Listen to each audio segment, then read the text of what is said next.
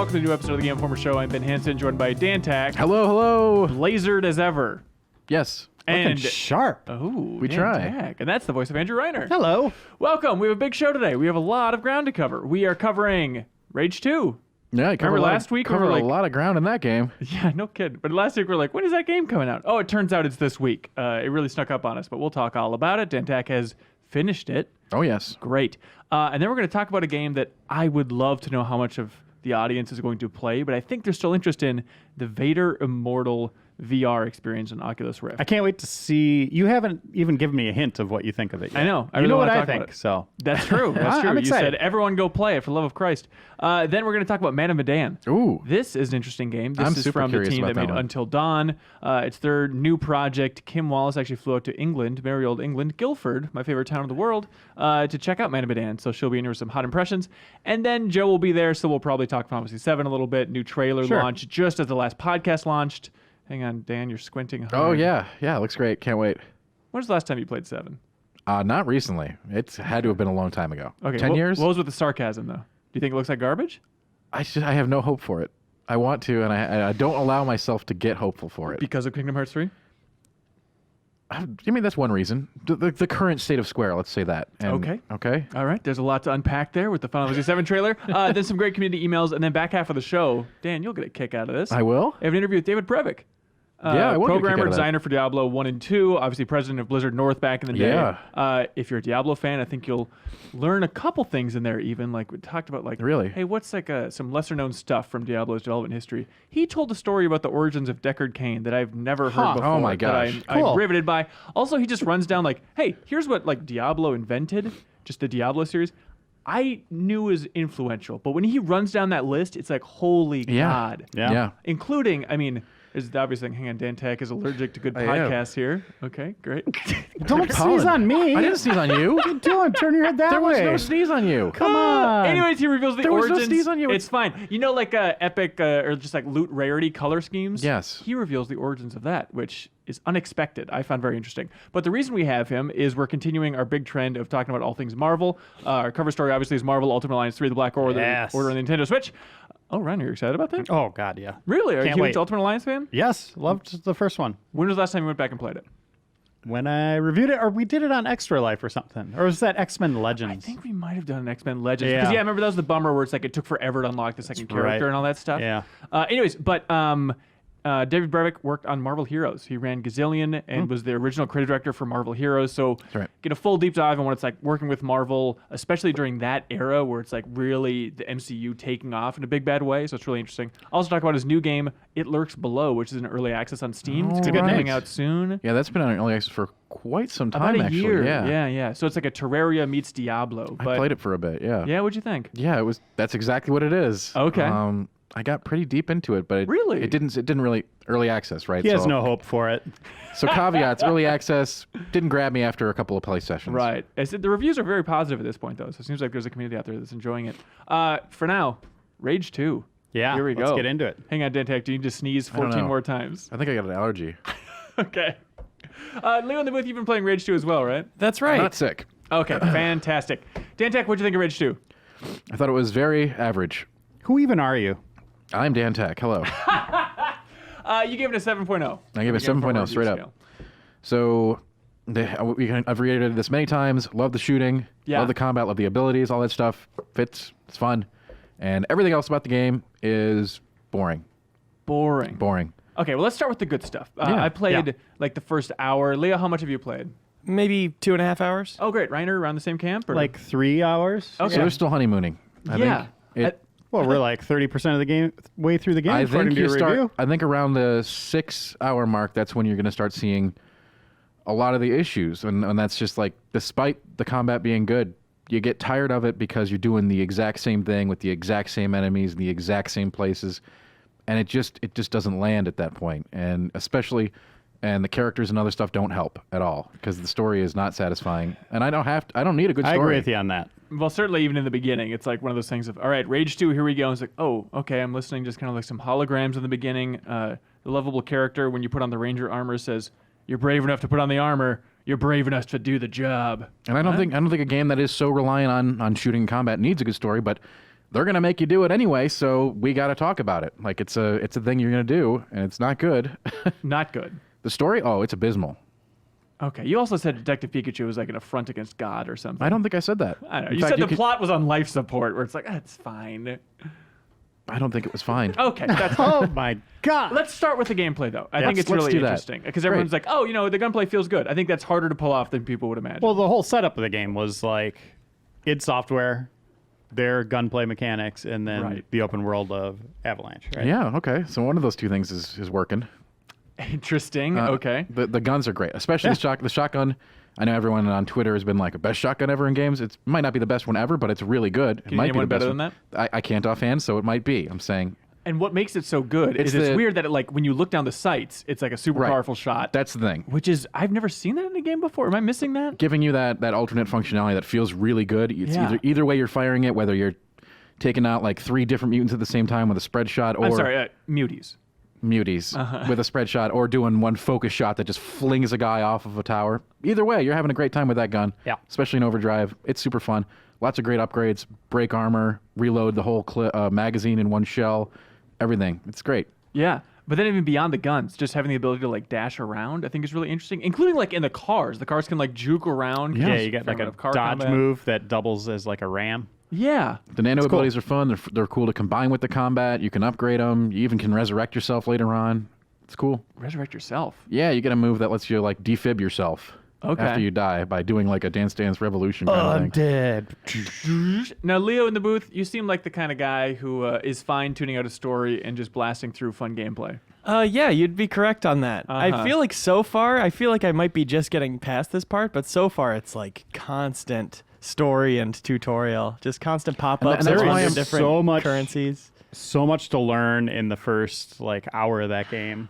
And you have like menus like I'm obsessive about like if there's a little mark, like a little one next to something, I want to clear that out like in a menu. And you go in there and it's just like an endless sea of little red marks on everything. It's like, oh my God, there's so much to read and learn about. And you go through all that stuff? Yeah. I mean, you kind of have to if you want to get the most out of your upgrades and stuff like that. Okay. Because But even like, they're different. There's like 3 or 4 different kind of materials, and they all work with the different things. And I don't know why they had to make that so. There could have just been 2 currencies maybe instead of Okay. like 5. Yeah. But that's okay. Anyway, the thing about the story is I don't need a good story for a game. It's great when it happens. But the thing is, since you're going to be forced to interact with that story, Yeah. then you have to.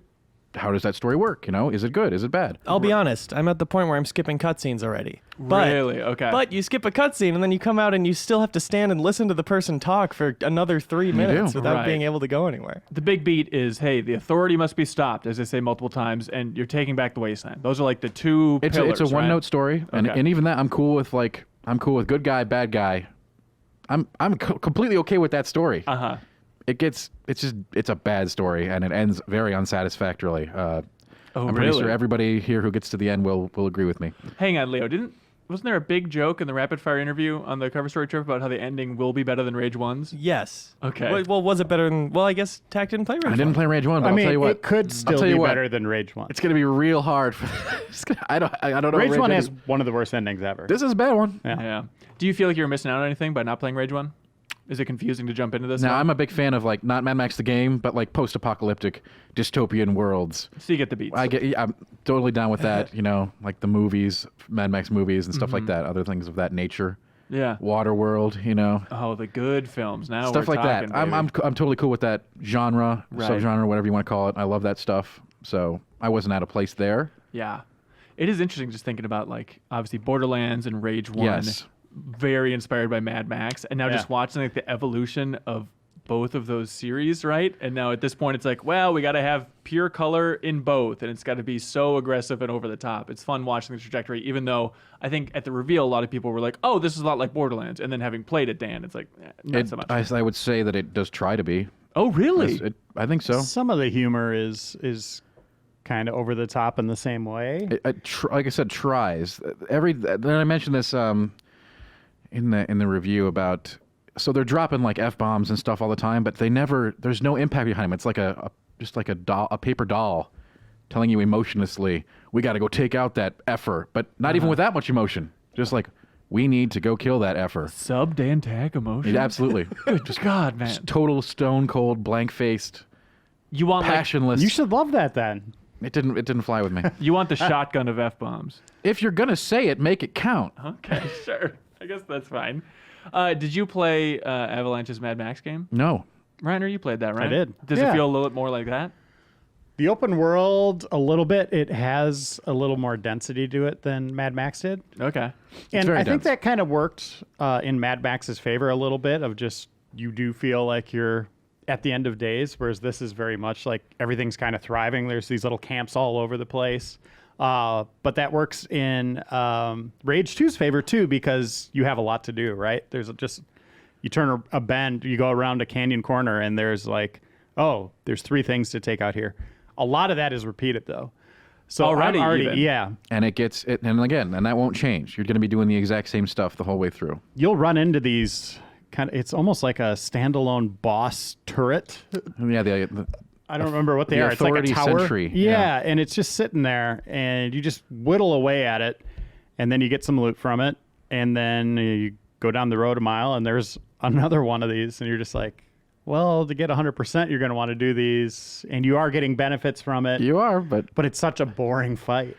yeah. And I've run into that problem now 2-3 hours in with like bosses. Like you'll get to the end of a mission, which aren't as good as Rage 1's, by the way. The mission Oh, structure. really? Yeah, I think it's more just like pockets of enemies pouring into arenas or very small complexes that you're going through.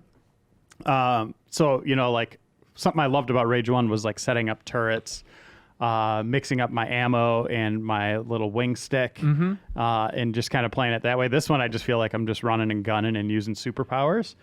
It's a little bit different fantasy, I guess they're delivering, or a means of dealing with the threat. So they're very hard to compare in that capacity. Yeah. But I did like the flow of Rage 1 more than what we have here, even though the guns are probably more potent. It just doesn't have, I don't know, the intensity level just isn't there. It seemed like just yesterday, 2 days ago, you were much more red hot on this game. I think this is going to be the standard. I think everyone's coming into it with a pretty decent honeymoon because on the start you don't really see those flaws immediately because you're like, well, this is cool. I can go to a thing and do a thing. There's nothing wrong with that in an open Bada world bing, game. bada boom, That's video what an open games. world game is, right? Yeah. But then you realize that it might be an ocean, but it's very shallow, and you're doing the exact same things. By the 5th time you kill that boss that you shoot in the chest, and then you shoot his right thing, then you shoot his left thing, and then you knock him down. It's just like, why is he here again? Yeah. I've fought this mutant so many times, and he's the exact same strategy. And those means that you're doing that, it's fun, right? Like it is, once you Yeah. get into the gameplay, it's fun. Like Anthem, it's like, I like these mechanics a lot. I like the tools I have Tools are at great. my disposal, but what I'm using it on isn't that fun. You know, like Compelling, yeah. it's maybe it's interesting the first, second, maybe even the 3rd time, but when you get to that 4th time, it's like, oh boy, Right. repeat, rinse. You know, like do it again, do it again, do it again. So And Yeah. there's an argument to be made if the repetition is still fine because you're having fun with the combat, but it does dull. It dulls bad. Like you get Feels real bad. you get to the next zone, you're just like, all right, what's in this zone? Is there going to be some new stuff? Nope, it's bandit camps, authority sentries, and a couple of convoys I can take out. Yeah. Yeah, and if you go off road and you try to find like the secret stuff, it's just like a data pad and a chest sitting there off on the side. It's nothing I that's could good. learn a little bit about the lore. There we go. Yeah. All right, you could. You could.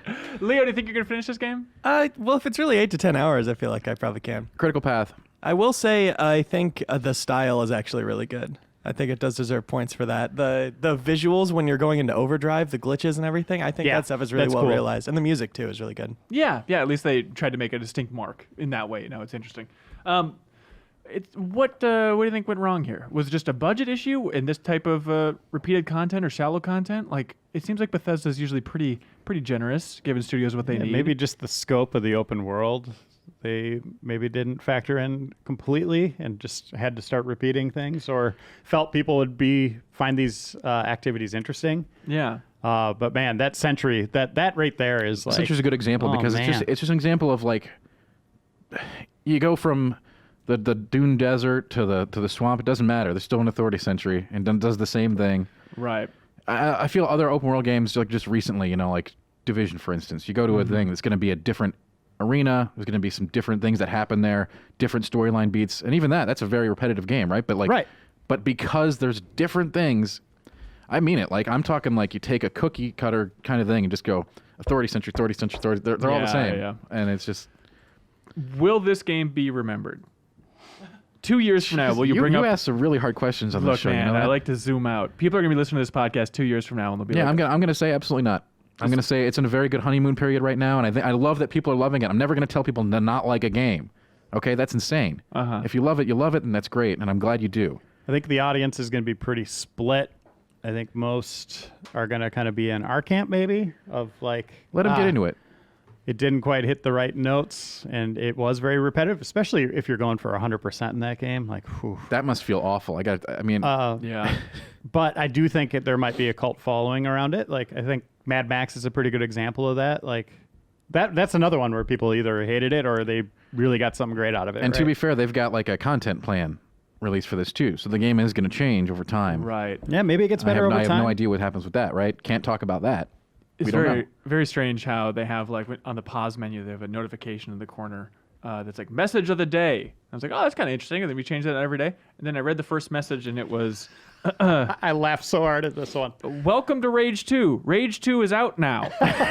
Get out there and take back the wasteland. Like that's all you have to say is the game is out like, as I'm playing it. I know, I bought it. Yeah, it's like is that like a tweet that they just repurpose as the message of the day? Like what the hell's going on? Theoretically, you know, those content drops from what they've shown are going to be like world events and things that breathe new life into areas you've been to. So that is impossible to predict. But what we've got right now, I can say that like I said, I think people really want to love it, and I did too. I wanted to. It feels like the type of game that's going to be on sale for $10 on Steam in the future, and people will pick it up and have a surprisingly good time with it. I completely agree with that statement. Okay. Yeah, I'm Oh, going to wow. stick with it. I think it's just an interesting example of a sequel, and I want to see like just how repetitive it ends up getting, or maybe I'll think otherwise at the end. Like Just maybe wait, there'll be a just wait for difference. that. Just wait for that. I'll wait for that bomb. Wait to for the drop. ending. It's a real banger. Do you feel like this hurts id's reputation at all?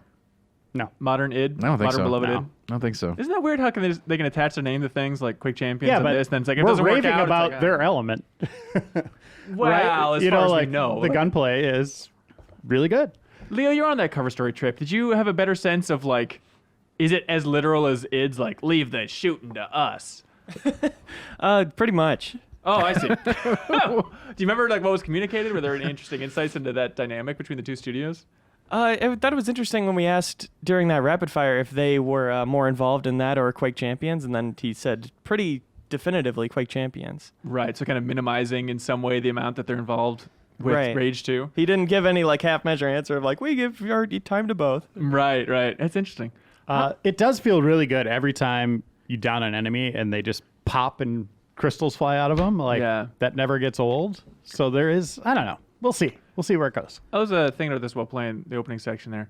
What percentage of first-person shooters is the goal just to shoot everything uglier than you? That summarizes 99%. 99%. It's a weird way to look at shooters, right? Do you think that someone will make a shooter where all the enemies are just beautiful and you're the ugly one? Eye the Beholder style do in it. Twilight Zone. Hell yeah. That's a beautiful idea. How do you think Avalanche is doing at this point? They've had a weird... Good. They keep getting work, right? So Yeah, I guess so. But, I mean, so 2015, they had Just Cause 3 and Mad Max releasing in the same year, which was crazy. And now, just late last year, Just Cause 4, and then Generation Zero was just a couple months Oh my ago, God, which that's was right. not doing too great. And now, Rage 2. Like, they've had another just rapid-fire release schedule. and Maybe it seems slow like, it down a bit. Well, yeah, I mean, they have 3 studios at this point, so it's Yeah. weird how they're actually, separating the work and Oh, whatnot. But yeah. it's at a certain point, it's like, oh boy, I wonder how they're doing over there after a lot of like, medium to well enough received games. They're not exactly knocking anything out of the park here. I think on their, if you get their voicemail, if I was recording that, it would be like, we make games, but we're done doing Wastelands for a bit. Please. Yeah, we're nothing brown, please. Oh. But they have this great experience now with, first-person games, even though they had the hunting game before. But I think this game at least gives them probably a lot of experience they can carry on into the future. Oh yeah, definitely. And they're owned by, remember this news story? They're owned by Nordisk Films. A film company bought them like a year ago or 2 years ago or something. What movies do they make? Oh, you Nordisk haven't. What's your films? favorite Nordisk film, Dan Tag? Have I ever seen one of Nordisk film? I don't know. I'm not sure. It's a Scandinavian film company. But also like the CEO, Christopher Sundberg, who we've interviewed multiple times. He left last year as well. So they're in a weird spot. Yeah. It seems like they're in a prime spot if a company like Microsoft was interested in buying, a lot of talented developers. No doubt. Out from the iron grasp of Nordisk films. Hey, Rage 2, everybody. Yeah, Rage 2. Yeah. Okay. Yeah, okay. I mean, like I said, I do hope that people have a good time with it that pick it up. I've seen a lot of mixed opinions on it. Yeah. I do think a lot of that is from people just getting their hands on it because out the gate, it's pretty cool. Yeah. Got it. All right. Leo, are you going to fight for this game for top 50? If you had to guess, top 50 games of the year? It's been such a great year. I could see it happening. Wow. Oh, you fighting for you it? flip-flopped. Yeah. Oh, interesting. I can't wait for the end of the year discussions. Should be fun. Dan, real quick. Yeah. Was it Fell Seal, Arbiter's Mark. Okay, real quick. What is this thing? So real quick, this is a game kickstarted, developed by 2 people, if I'm not mistaken. Just 2 people. God. Yeah. It is basically a love letter to Final Fantasy Tactics. All of the combat and stuff, all that stuff just taken right from FFT. Feels like you're playing FFT. Graphically, not the best. Feels weird graphically. Just unusual. I don't have a problem with cartoony graphics, but there's just something very off-putting about them. And the animations, too. But the gameplay itself, the story is just, story is rage style. It's not good. You don't need a story in that game, right? It's just battle after battle after battle after battle, upgrading and job classing, all that kind of stuff. That's fun. It's very good in that respect. And you gave it an 8? I gave it an 8, yes. Okay, so if you just squint, you will feel like you're playing Final Fantasy Tactics. Really, yeah, actually. that's exactly what if you're one of those people who was always like, God, I wish we had another Final Fantasy Tactics, this game is a must. Really? Yeah, absolutely. Just on Steam? If you're one of those guys. It's on Xbox One and PS4 as well. Oh, cool. Fell Seal. Fell Seal, Arbiter's Mark, weird name. There we go. Check it out. Cool. Do you want to clap yourself out of here, buddy? I sure do. Bye. Kyle Hilliard. Hi. Welcome to Mustafar, Red Runner. Yeah, Here we go, baby. right. Lava Planet. Vader Immortal Episode 1 is the name of this thing, right?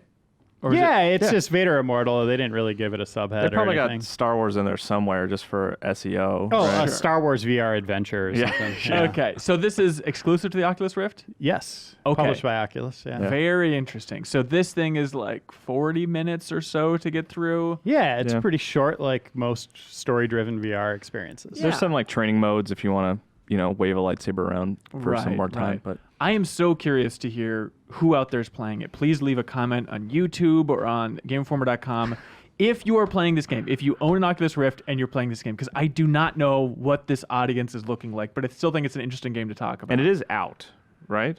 It is fully out. I'm not sure. Well, this will really throw a wrench in the gears of the Yeah, comment. Quest comes out on May 21st. So they might time it with that. Yeah. I'm not sure if it's out on Rift yet. Okay. Yeah, I either played it on way. Quest. What'd you give this thing for a review? A 7.75. Okay. And why is that? It is very cool in bringing you into the Star Wars universe. It feels like a Disney attraction, like a ride that you're on. And that feeling sets in right away, like after a long time ago in a galaxy far, far away comes up on screen. There's no Star Wars. There's no scroll text. It's just you find yourself on the bridge of a ship in the kind of the cockpit area. With buttons to press, which is all you Yeah, need. and it's like you're immediately like, let's go to warp or hyperspace, and like you get to throwing do the switches, Yeah. and then you kick it in, and you got a robot that's voiced by Maya Rudolph. who's Maya talking to you. Rudolph. She's She's super cool. dropping the word scrag a lot as Yeah. a curse. It's like, does that have a Star Wars precedent, or is that just Yeah. her little custom thing? But I think she's great, and she's kind of the voice throughout this entire adventure because you are a silent protagonist, and I think that really hurts the experience. That moves it from being an interesting Star Wars story, which it is, but you don't really feel like you have a hand in it. You're more of a voyeur, right? Like you're just kind of there. You're doing combat and you're throwing switches, but you're not saying anything. But it's about a 70-30 throwing switch to combat ratio. Like at times it even felt like an Amazon Alexa game where it's like Maya Rudolph's robot character would be like, "Hey, Captain, we need you to come over here and flip a switch. Can you flip the switch?" And you walk over, flip the one switch. "Good job. Here we go, Captain. Whoa, Yeah. another switch, Captain." Okay, it's got like it. just lean over the counter and hit that. Yeah. It's It's like- lazy droid. It's like playing a Nintendo game at E3 in front of Nintendo representatives. Voiced by Maya Rudolph. And you being a silent protagonist is really weird because you find out, like, I don't want to go into story spoilers or anything, but you find out, like, you're actually an important person, right? Right. Like, and the cool thing about this game is you go to Vader's temple on Mustafar. and- Penthouse. Yeah, it's a summer getaway. It's lovely. A lovely home. But that's the lava planet where they had the final battle, Obi-Wan and Anakin, and he set up shop there. And Bad you get call, to, by the way. Finally put his house up high, like made sure that was done. You Yeah. know? So he had the high ground? Is that Yeah. the trick? I That's see. what I was getting at. But why build your palace on the place where you're horrifically mangled? I mean, you're a Sith Lord, so you probably like that, right? Do you? Do you think Yeah, there's it's Sith like- Lords it's that are like like, a- I like white. Come like- on. Yeah, it's like having a nice flower bed outside, right? Like, guess. Well, I'm reading one of the you Star wake up and Wars- see your like the skeletal arm of from your body. You're like, Well, I'm reading drinking one of your the- coffee. One of the Star Wars novels that follows Vader recently, and the first chapter is like him talking about how much he likes the pain of putting on his Darth Vader costume. Yeah, he's Hang into on. it. He Okay, loves it. No spoilers here, but I was very confused in this game because Vader has his helmet off, but he's kind of like, you're looking at his back and stuff. Mm-hmm. It sounds like, does he have Hayden Christensen's voice when he has the helmet off? Or is that just like a flashback audio clip? 'Cause I'm certainly not sure. It's not Christensen doing the voice for Yeah, sure. Okay. but It's they are it's definitely not- going for it. But have It's they- not James Earl Jones either, by the way. Yeah. It sounds really good, But though. it's very good. Yeah, it's one of the better. It fooled me for sure. Well, then, I've never thought of that. That like the voice, I guess, is just coming. Well, I guess in Return you of the seen Jedi. Return of the Jedi? I know he has a Yeah. different voice there, but I never thought that like in A New Hope, if he took off the mask, which Yeah, it is would be a different basically voice. Yeah. it would be Hayden Christensen's voice. Yeah. It's really little Or I weird. guess Weird. old man Hayden It was Christensen. Well, yeah. The Return of the Jedi element of it is what made me not pause at it because he did Yeah. have a different voice when he took off his helmet in that movie. I mean, guess so. So I didn't really. It didn't make me pause. It's still, at I all. guess, just jarring. It is. hearing that Yeah. transition. But that is a very cool moment when he does that, because he's not just hunting down Jedi. He's on a mission for other purposes specific to Mustafar. Which is interesting. The story was more interesting than I expected. I want to hype it up in any Sure. way, but if you're a Star Wars nerd, it's like, oh, Mustafar has some interesting elements Yeah, to it and that you didn't know before. you It start ties into in the his- larger Star Wars more than you think it would. Yeah, you start in his temple. You don't get to explore a lot of it. You see some of the inner workings of it, but you go somewhere else, and I won't give Yeah. that away. But that's Yeah. I like where you're going and where it leaves you, I mean, especially. my favorite stuff for sure was like when you get pulled into the loading bay or whatever. Like it reminded me of like, you know, the first film when they get pulled into the Star Destroyer's like bay. Well, And just yeah. being able to stand in there and kind of look around and see stormtroopers and stuff like that. Like that was the exciting stuff for and- me. Yeah. like you meet Vader a couple times in this, and the sense of presence that you get from VR when he's like in your face, you realize like just what a threat he is, just of a physical specimen. Like he's huge. Yeah. Physical specimen. Well, I Vince mean, he's McMahon. just yeah, seriously, like he is like just this monster of a Sith Lord. Yeah. and But then it it's- kind of undercuts a little bit when he's like, "Could you solve this riddle? Like, play with this he mystery gives box." you a Rubik's cube. It's Yeah, weird. and then you're like awkwardly trying to figure out how to open this Yeah. thing, and everyone's just standing there quietly watching you as your hands are fumbling with this gadget that you can't see. But then he uses the Force to take it away from you, and you're like, oh boy. That's There's cool. a moment cool. later where he's like, I need you to do this thing. And I waited it out Yeah. to see if he would like threaten me or kill me or something.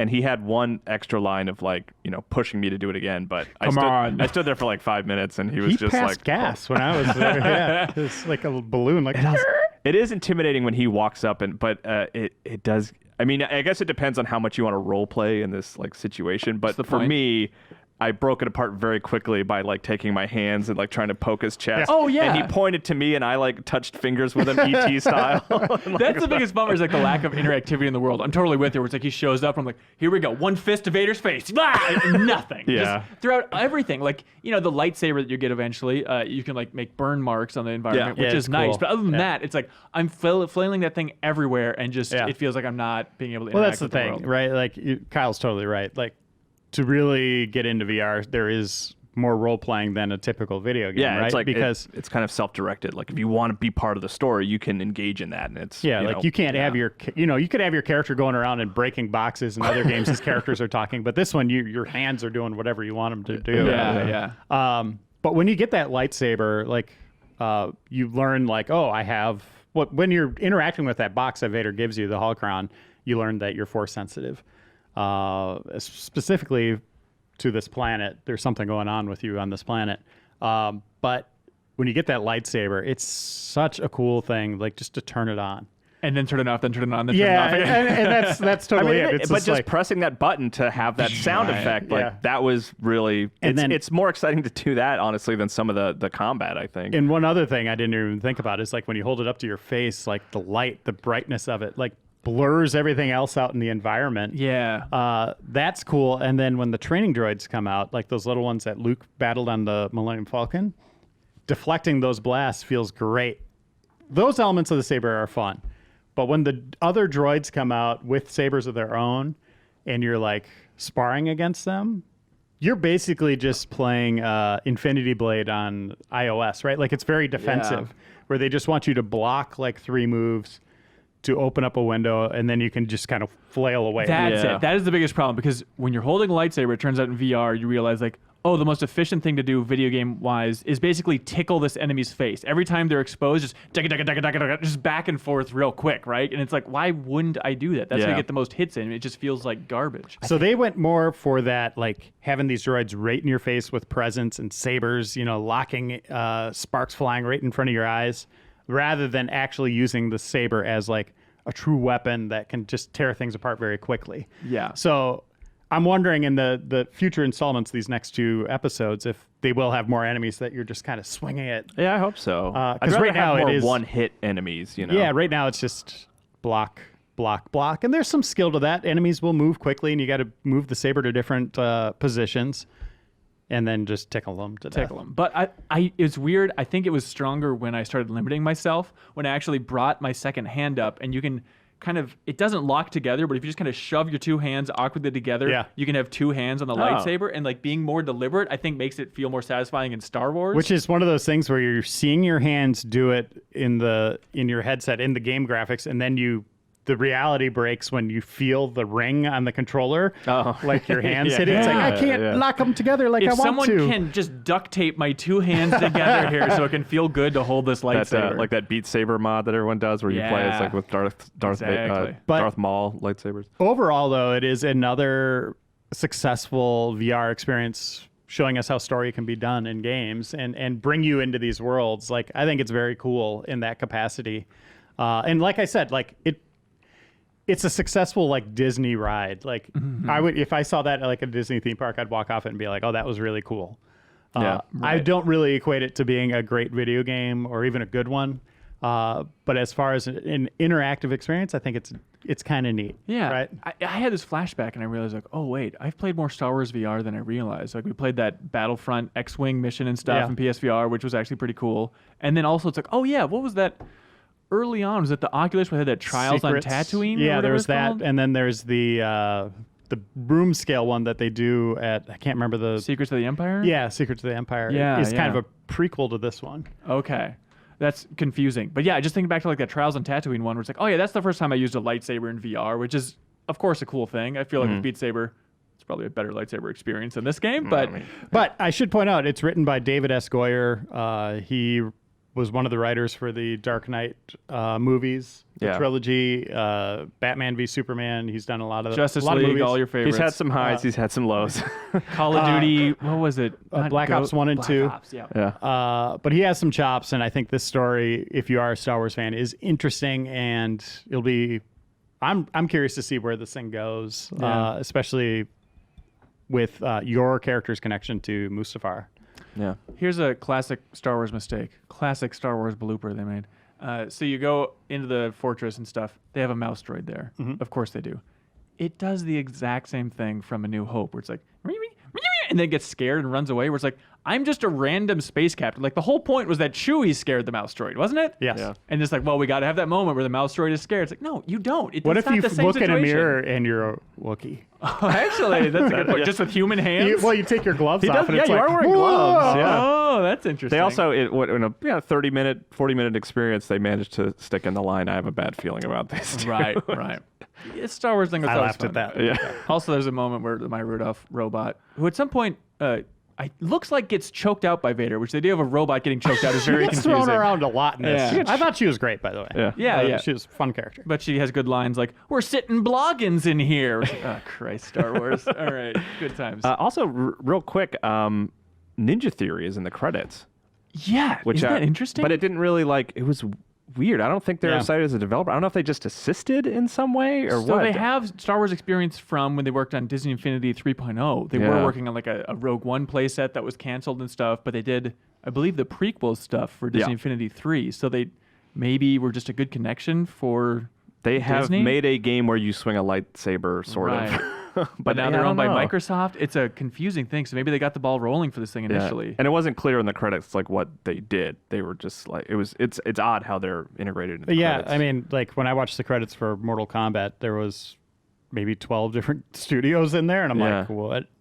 How is a game even made anymore? There's I a don't lot get it. of that. In that case, I know there's a lot of outsourcing, but Yeah. Ninja Theory. I mean, the Hellblade was the small project at that studio when we Mm-hmm. visited. Like, I saw at least one other game that I can't go into, but it's like, where is that game? Like, it's never been. I mean, what did they revealed. say? They were working on 3 or 4 projects at that time. Exactly. One They of could them have been doing this. outsource work. Yeah. Yeah. Yeah. Yeah. It And so- weirdly, it retroactively made me more excited about the game in a weird way, just because I like Ninja Theory so much. I'm like, oh, I wonder if they're what are they doing and how much are they involved in this, and will they be more involved in the future? I don't know. I doubt it. Yeah, I'm sure it's just yeah. a weird lingering thing. But you can definitely tell that they had that Ninja Theory sense of combat when Yeah. you're tickling robots in the face with your lightsaber over and over again.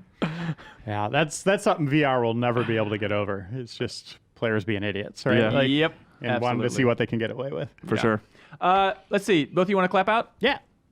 Hey, here we go. What? Joe Juba. Hey, The smiliest man in show business. that's what they call me. And Yeah. Kimberly Wallace. Hello. Welcome to the show, you guys. We got a real RPG crew ready to go here. Yeah, we do. To first talk about Man of Medan. But even before we get to that good stuff, quick correction. Just that snap just jogged my memory that Darth Vader's Vader Immortal VR experience comes out May 21st. We were confused about it just a couple of minutes ago, if you guys recall on the podcast. Oh, okay. Great. Are you just saying Joe reminds you of Darth Vader? Yes, his heavy breathing into the microphone and his pale face. I'm bald. Kim, Man of Medan, Yes. walk me through the trip. How was that? What'd you see? Oh, yeah, that was, I went to Guildford, England. The best. Did you go to the Guildford City Museum? No, I didn't. I was like, I flew in, I had a day at the studio, and then I flew back. So it was like a super fast trip. But surely you saw like the creators of Dreams wandering around the streets, Sean Murray from Hello well, Games Dreams saying was cheerio. launching that week, What? so it was like Oh, really that's wild. exciting. Yeah. Wouldn't there be people from Lionhead like will create whimsy for food signs? Wasn't Lionhead in Guildford also? I think so. Yeah, there's guys driving by those signs fast in their Criterion cars.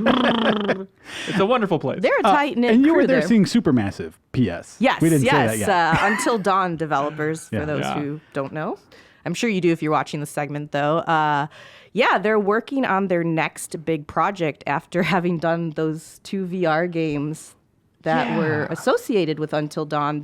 They've decided to have Namco Bandai publish, so it's their first not PlayStation exclusive in a while.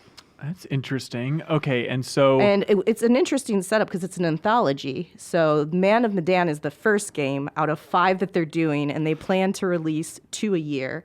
And they're 2 a year. Yeah, I know. This is very ambitious of them. Up until the 5th. So then I'm just like, okay, that's really ambitious. It's like they said each game is like half the time that it takes to play through Until Dawn. Which, I love Until that. Dawn Okay. is like 8 to 10, so this is probably like 5-ish. But they said the branching storylines though are more in depth, which gives it more content than what what was in Until Dawn. Yeah. So they created a whole new branching system to kind of accommodate all the different choices and relationship states. And I even got to see firsthand just how different those relationship states can be. For instance, I got to play a segment where the one guy proposes to the girl, and you can either say yes or no. So your trip either starts up like very happy and celebratory, or very awkward. Joe, you seem like a yes man in that situation when you're playing that game. Well, what I like about this, I would probably say yes. Oh, really? No. What I like about this idea though is I think what we see in a lot of choice-driven games, and even one that's as responsive as Until Dawn was, is that eventually choices end up having to converge and just sort of like kind of deliver something similar. Mm-hmm. And a lot of the sort of nuance of these comes from the details along the way, even if some of the big beats are similar. But I think if you're shooting for like a 4-hour game, I think that opens up the possibility for what I think a lot of gamers want or expect from choice-driven stuff, which is like drastically different interactions. And it's what Cork and I have been talking about forever. We wanted Telltale's Twilight Zone. We don't want the running consequences. We just want each episode to be wildly different. It feels like that. Just the shorter, more that varied was what was stuff. cool is they let me play a specific segment early in the game. I actually played through it like 3 times, and each time so many different things varied. Like a simple choice of like, should I talk back to this guy can maybe like reveal different information or have dire consequences than others. And I saw completely different scenes. I mean, there's also like the opportunity you can have for one of your characters to die at any moment. Like I wasn't expecting a QT to pop up, so I was just like sitting there watching, and I killed one of the main characters like, early in the game. So but even that, he had so many different ways he could have played the situation where he could have helped his friends. Because basically, so I'll set this up. It's kind of complicated. These 4 friends, so there's 2 siblings, 2 brothers, and then there's another set of siblings, a sister and a brother. And like 2 of them are dating, and one is... 2 of the brother and the sister? Well, not like that. You know what I'm saying? No, Game of Thrones normalized it. It's cool now. Yeah. But they're all going on like this big dive. So these kids obviously have money. They come from money. So there's like this World War II site. The one brother's a big like history buff and is super excited for it. So they go and do this, and there ends up being this invasion by this group who kidnaps them, and they don't know what's going, because they know they have money, right? So they flashed money at them.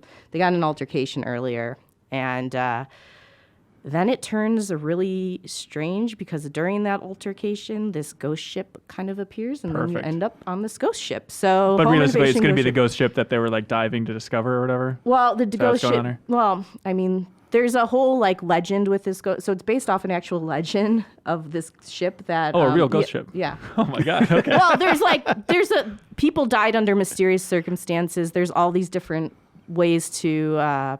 All these different theories on what happened. So they're taking their own stance on it, which is super interesting.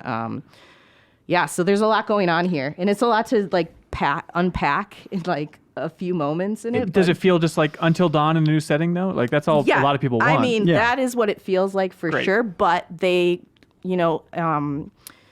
they improved a lot of things. So they went into more detail with the relationship system. As we said, it can be in different states. They also, different things you can do can kind of color, each character's personal traits. So you can make certain characters cowardly or brave and all that, which is really cool. And then depending on where your relationship states are, you can min-max them and get extra scenes with that. So the people who are taking the time to really uncover, because they mentioned, they're like, oh yeah, they're in Until Dawn, one of the best characters that we had.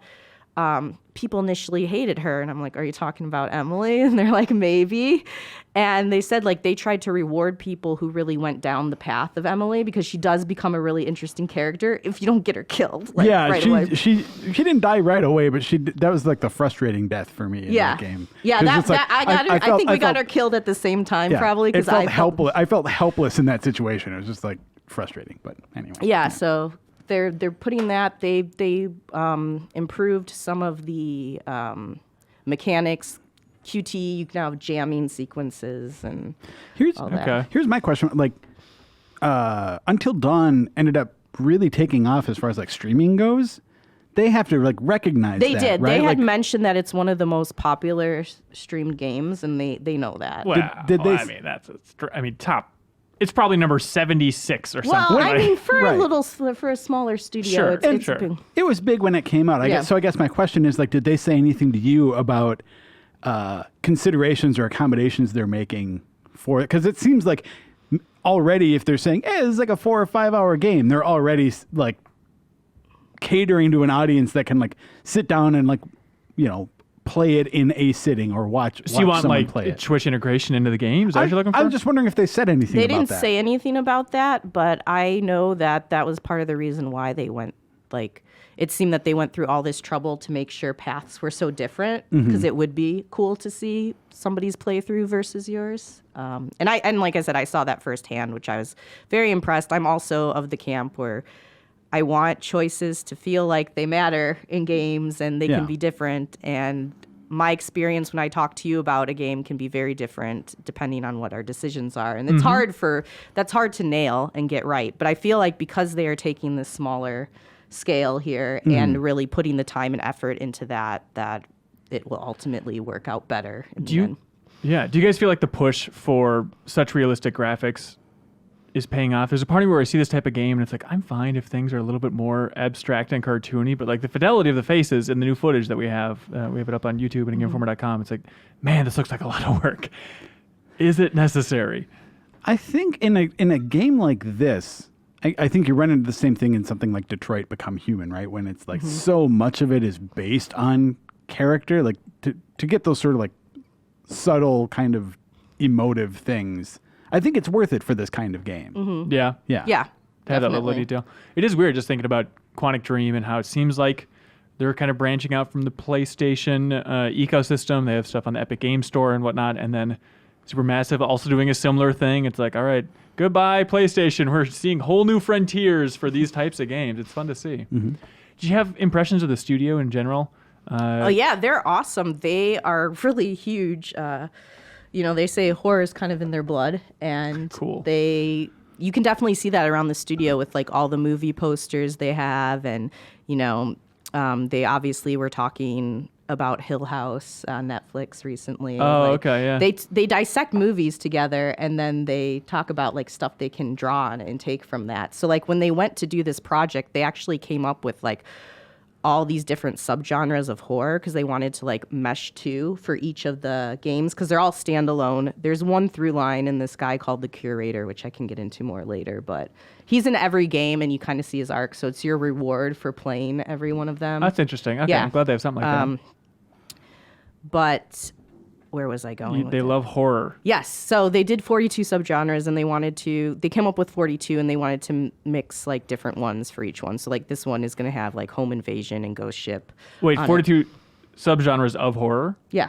Oh, okay. Yeah, because they just like put all these things together when they were trying to figure out what they wanted to do next. Because they didn't want to be tied to Until Dawn, because they don't know whose characters survived, or I think they just wanted to do something new. And I think this also, you could see the excitement and creativity of like, hey, once we finish this one, we get to do something completely different and not be tied to what we did before and Yeah. offer Yeah. different facets of horror and Because- all this stuff. Yeah, Until Dawn was a very specific kind of like dead teenager horror. Yeah. Where, Right, you know, right. like the kids off in the cabin in the woods with some sort of ambiguous Yes. evil nearby. Yeah.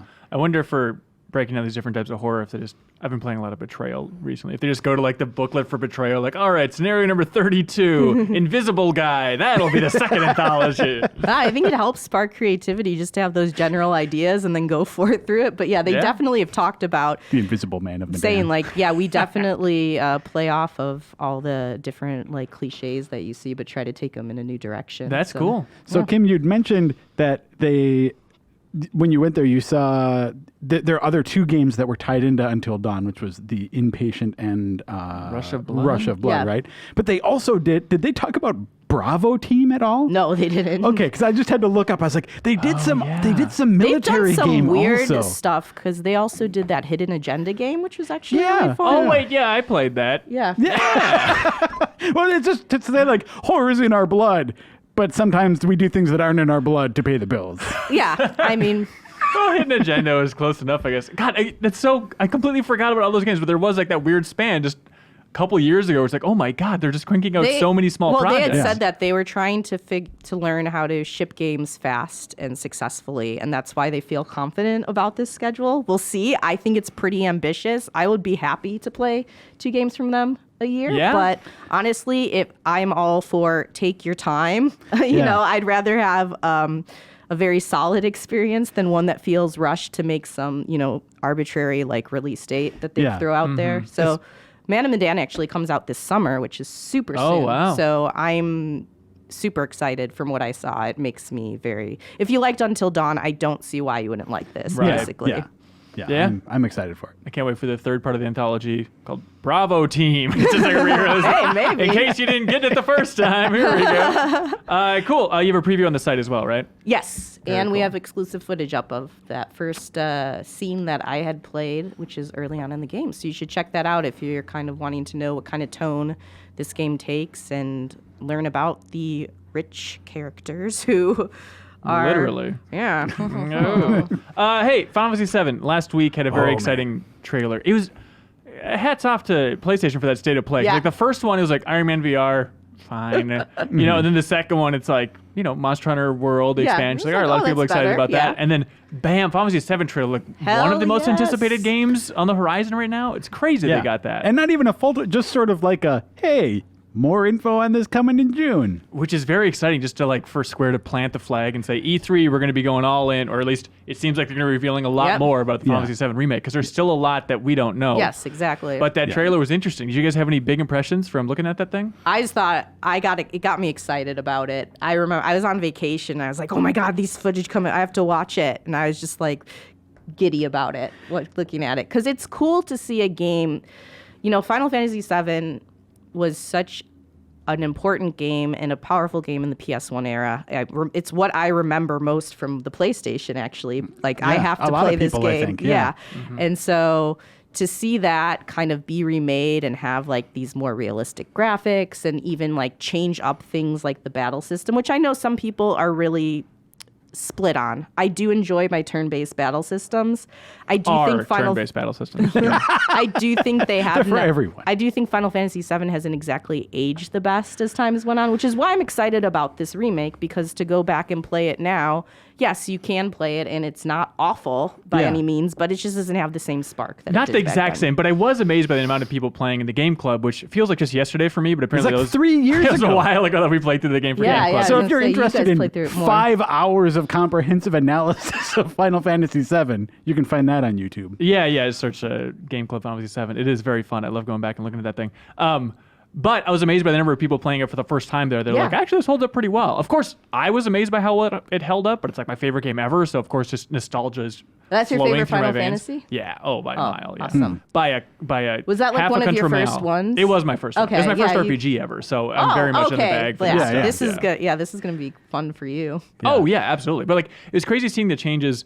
I brought Joe over to my desk, and I was too obsessed with this. But like, just the UI changes from the first trailer, Yeah. which was 4 years ago, to this trailer now, where originally it was so much more Kingdom Hearts 3 inspired. It seemed like to be that exact menu, and now I'm still trying to wrap my mind around what I'm seeing there. It seems like there's a commands menu, so you can have more details, but just like you can swap between characters, it looks like, and then also you have a main attack. And then just what kind of looks like a heavy attack, I guess. Yeah, things like Braver, which was normally like one of Cloud's limit breaks. It looks like that's just an attack that might be on a cooldown or something. I don't Maybe, know. but that's in a different menu where you really? see it. Yeah, so it's Braver, and then there's a gap, and then the potion is in there. So it's like the sub menu of some sort. But even combining the limit breaks with the item menus, like I don't know what's going on there. That's But like Kingdom Hearts, though, where you just use the direction pad to do the different. I wonder if it's like that, because you can in Kingdom Hearts you have your potion that's locked in that you can choose, and then also like your magic and specials are all on that same menu. Yeah. I wonder if it's going to be similar to I'm that. sure they'll be taking some cues. But yeah, so now like Cloud has this move called Punisher.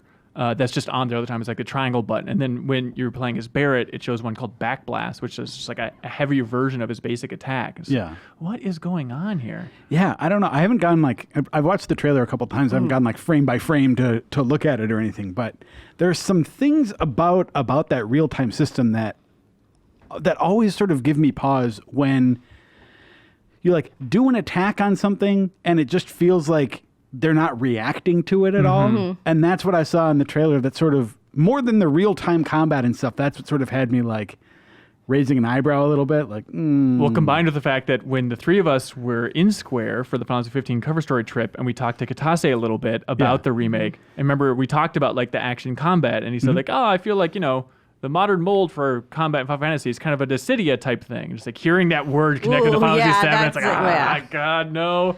Please no Dissidia combat. Yeah. I mean, it seems like that's not what it is. Yeah. No, it definitely seems more deliberate than that. Dissidia is a lot more focused on like things looking sort of like cinematic and like cutscene-y almost. Right. Whereas, this looks like it does look a little more Kingdom Hearts focused, but split with Final Fantasy 15 a little bit with that. Yeah. Oh man, the way Midgard looks definitely looks like Insomnia from FF15 in a lot of ways. I think that. Yeah. But I'm definitely excited to explore the town. It's nice to see Aerith. I'll call her Aerith 1,000 times until I die. Yes, Joe? that is talking about initial impressions. Like I watched the trailer, I was excited, and then like within minutes, there are people online complaining about Aerith's design. Because her face is too long, which I saw something about. I think she looked fine. She looks okay. Yeah. I don't know. I guess that's just one of the ways in which sometimes just like fandom can be awful. Like the fans of something, you think that they're the ones who who are enthusiastic, but then they also just come out and like hate things that are fine. I guess I haven't looked back at it. In the PS3 tech demo for Final Fantasy VII that they released, where it's that intro, they show Aerith there, right? I haven't done like a side by side, or is that just the train? Oh God, that was so. I mean, I think she was in it. Yeah, but I mean that was it's still the intro. That was way. at the beginning of the PS3 era, so it's like no design there. Yeah, that's what is always interesting to me is how character designs kind of change from when they first get announced. So I never feel like anything is locked in stone until it gets really close to release, which we don't know when we're getting this first game. There's even like tiny details though, like from the first trailer to this one, it's like Jesse's design is a little bit different. Yeah. I think like they removed Biggs's earring, like stuff like it, or Wedge's earring. I get those two confused all the time. Yeah. Wedge is the big one. Of course, but then that's confusing. And Biggs is the wedgy one. Yeah, exactly. Yeah, it's very clear. So like the biggest change so far that you can really see in that sequence is it looks like, correct me if I'm wrong, but it looks like the end of the sequence with the fire is like when the plate falls, right, and crushes everything, and it shows Sephiroth in that area, which is bizarre, and I'm not a fan of as a gut reaction. If that's actually where that is, which I think it is.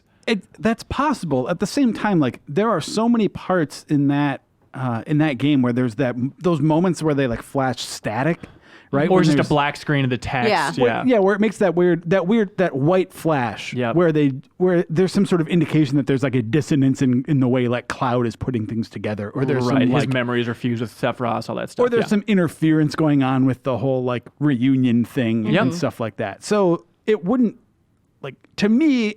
It is certain. I am certain that is not actually Sephiroth. Oh no, I am also certain. Yeah. I just don't like seeing Sephiroth that early. Because remember, even playing through it in the game club, I love the sense of suspense and tension. Just seeing like a bloody trail where Sephiroth dragged Jenova through, or like coming across like outside the Chocobo farm, you see that snake just being impaled. It's like, what is this monster? And then, correct me if I'm wrong, everybody, but I think the first time you actually see him in front of you, I think is on the boat on the way to Costa del Sol. Like it takes a while before you even see this guy. It's in Calm. I mean, you see him in the flashback. I guess you're right. Yeah, you're right. Yeah, I guess, but so in terms of real time, though, I guess it'd be on the boat. Yeah, but you're sitting in the back of a truck, and that's when you, as a player, like can finally put a face to the name. Right. Yeah, but I do like, as you said, that suspense leading up to. It's awesome. Yeah. Throughout all of Midgar. I think that it would still build it though. So like, here's the thing: at some point, you're not going to play Final Fantasy VII for the first time again. Someone like you, for instance, right? Like you know when Sephiroth is coming. You know what that character's all about. I don't think that, let's say that you are a first-time player for it now, they maybe aren't even showing you, like in the trailer, for instance, you just see a glimpse of Sephiroth's back and like arm, right? Maybe that's all you see at that point in the game. I think it's still enough. Like, if that's the case, that's still a tease without necessarily pulling the curtain back fully. You know. So they're just going to replace every flash, every black screen with the text with just another glimpse, another body part of Sephiroth. Not everyone. All I'm saying is that there is more than one way to build up that suspense and tension Yeah. and reveal than the PS1 era white screen I flashes. know. I hope they find some way to do that. I hope it's not just a case of, well, everyone knows who Sephiroth is, so let's just throw him in the beginning early on and have him fly above your head while you're picking flowers in it's the air or got to whatever. be hard now to kind of create that. Sarah, I don't put it past him. Yeah, due to the fact that he is such a popular villain and people have seen Sephiroth in some capacity, I'm sure. Even if you haven't played Final Fantasy VII, at least you kind of know what that character looks like. So it's kind of Right. hard to create the same feelings that we had when we were playing it and didn't have that such recognition of the character. But Yeah. I still think you can pull it off in a interesting way by just like as you said, if they do it right with leading up to like showing Yeah. the blood trails and all that. I hope so. I mean, because it's interesting when we talked to Katase, who's the director, now he's the producer. Although, for the remake, I missed this news story that it was like a month ago or so that they announced there's going to be a co-director along with Nomura, which is interesting. And I think it's his first time directing a project. Yeah, I don't remember the name off. Well, yeah, what is Yeah, he worked on, I think he started with Final Fantasy 12, so not Oh. a huge old timer, but I guess that's going back there at this point. But anyways, That game came out in like 2005. That's like almost 15 years. yeah, but for Japanese developers, that's like blink of an eye, man. Jesus. But Katase said at some point in terms of like changes they're making that, hey, nothing's sacred. And he had an interesting perspective. I think he said something along the lines of like, well, the people running this project all worked on the original. So to us, nothing is sacred and we will be changing stuff up. Yeah. His sort of sentiment Yeah. was like, why would we do this if we're just doing the same thing again? Yeah. Now this is a chance And for us I to, actually like- agree with that. Yeah, Like oh, even yeah. people who are upset about the battle system changing, I almost think that's when I play this game again, I want to play a different version of it. I want it to have some differences. I want it to feel kind of like a new experience, but also familiar, Yeah. So it's like them striking that right balance between it. This is a dumb analogy, but I'm gonna do it anyway. Do it. You know how? So like I was saying, you can't play this game for the first time again, right? If you're familiar with it, nothing's gonna like catch that lightning in a I'm bottle. planning on getting a lobotomy, but yeah, go on. Okay. So the dumb analogy is like, let's say that there's a song you really like, and you listen to a cover of it. It's usually, for me anyway, it's disappointing when that cover just sounds like exactly like the original Right. song versus one that like takes. If you don't want something that's just like totally bonkers, You want Yeah. Johnny Cash's Hurt. yeah, Right. exactly, or Johnny Cash's Ghost Riders in the Sky. No, Hurt is Yeah. a great example of that. Where it's like it's different enough to like bring out some new dimension. And I think if they apply that to FF7, I think that there's a lot of good stuff that can happen. Yes. My Empire of Kate Sith. Is that a clever? No, that's nope. Cross that I'll one cross out. it off. Edit it out. Yes, I'm totally with you. So they also said, this is still an episodic game, but not even in a Man of Don't Medan even say style. that. Don't even say episodic. Multi-game take on Final Fantasy And VII. each one is going to be, they said, a full-blown RPG. They said, Yeah. think like Final Fantasy 13. This right? is Yeah. this is the in my mind the worst mistake they've made with this game is in that initial discussion of it, talking about it as episodic. because there's still misconceptions out there. Yeah. Yeah. Right. Because like that is something that has persisted for 5 years since the game was announced that this is episodic, like Life is Strange. Yeah, I even was talking to Joe about it this morning. I'm like, I'm still kind of confused about how they're going to do this. Well, let's try and predict it. Let's try Yeah. and figure it out, Yeah. right? I mean, the obvious thing is people are like, oh, it's like the discs. But it's like, well, it's not. Because No. what would the third game be? It would be so short and so strange. And they Yeah. also, did they say multiple protagonists or just hint towards different protagonists for each game? Am I pulling that out of my ass? I don't remember a discussion of that. I swear to God that came up at some point. The thing that strikes me, what they've said is that like things like you'll see parts of Midgar that you haven't seen before, and things like the idea that they're fleshing out and like adding more to the game. I think that it's safe to like. Here's my flag planting in the ground. Yes, here. yeah. Disc 1 is Midgar I think you're right. with maybe ending after the calm flashback. So you do Clouds Past. So think about like, yeah. because then that's where disc 1 ends is basically like Sephiroth walking through the fire after torching Nibelheim and Cloud saying, I will never forgive him. Yeah. Also, they probably don't have to like fully solve the world map issue at that point. Because like, who the hell knows what they're going to do for that? And in that case, it's like you could make a short path going from Midgar over to Calm if you really need to there. Yeah. I think that's Or you could just do that in a possible. cutscene. Like you don't need to be out in the wider world at that point, you know? But if you don't have that world map for disc 2, like I don't know how the hell you do it. What do you guys think? How do you predict that'll work? Man, I would my guess just from talking to them about games like FF6 versus FF10, where like 6 has the traditional sort of overworld, whereas 10 is like there's no overworld, it's just like different locations. Yeah. I would guess that they do not do an overworld. And then how do they do it? Like, how do you get from one location to the next? It's just going to be like, taxi over here. Time to go to Cosmo Canyon. Beep, beep. Like, Yeah, I don't know. I mean, I think you can do a lot of that in different scenes. Yeah. You know, or even just like you're on the highway and it'll be a menu of where do you want to go. yeah. I mean, there could be a whole different mechanic about that too. Just like transport. I think there's a way to do transportation that isn't just here's a big overworld world for how this works. I like that structure, by the way, but I feel like my sense is that Square Enix sees that as a very like old school approach to RPGs, and I don't know that they would be doing that again. Yeah. Here's my prediction. First game, only Midgar. Second game, you're still Cloud, and then it's kind of roaming around the world. And then third game is Cloud, mentally deranged in the wheelchair. You're playing as Tifa up until the ending, and then you switch back over to Cloud. Just for a weird structure. Wait, there. what's the middle part? Middle part, I mean, that's where it gets messy. Just that's what I everything- can't It would be like figure Temple out. of the Ancient, stuff like that, right? They just try and make the most out of exploring the world in that one. And then the third one, you're Tifa? Or do you think second one, you're Tifa? That's a good. I think. Let's see. We're assuming a trilogy here. Also, they did not say a trilogy.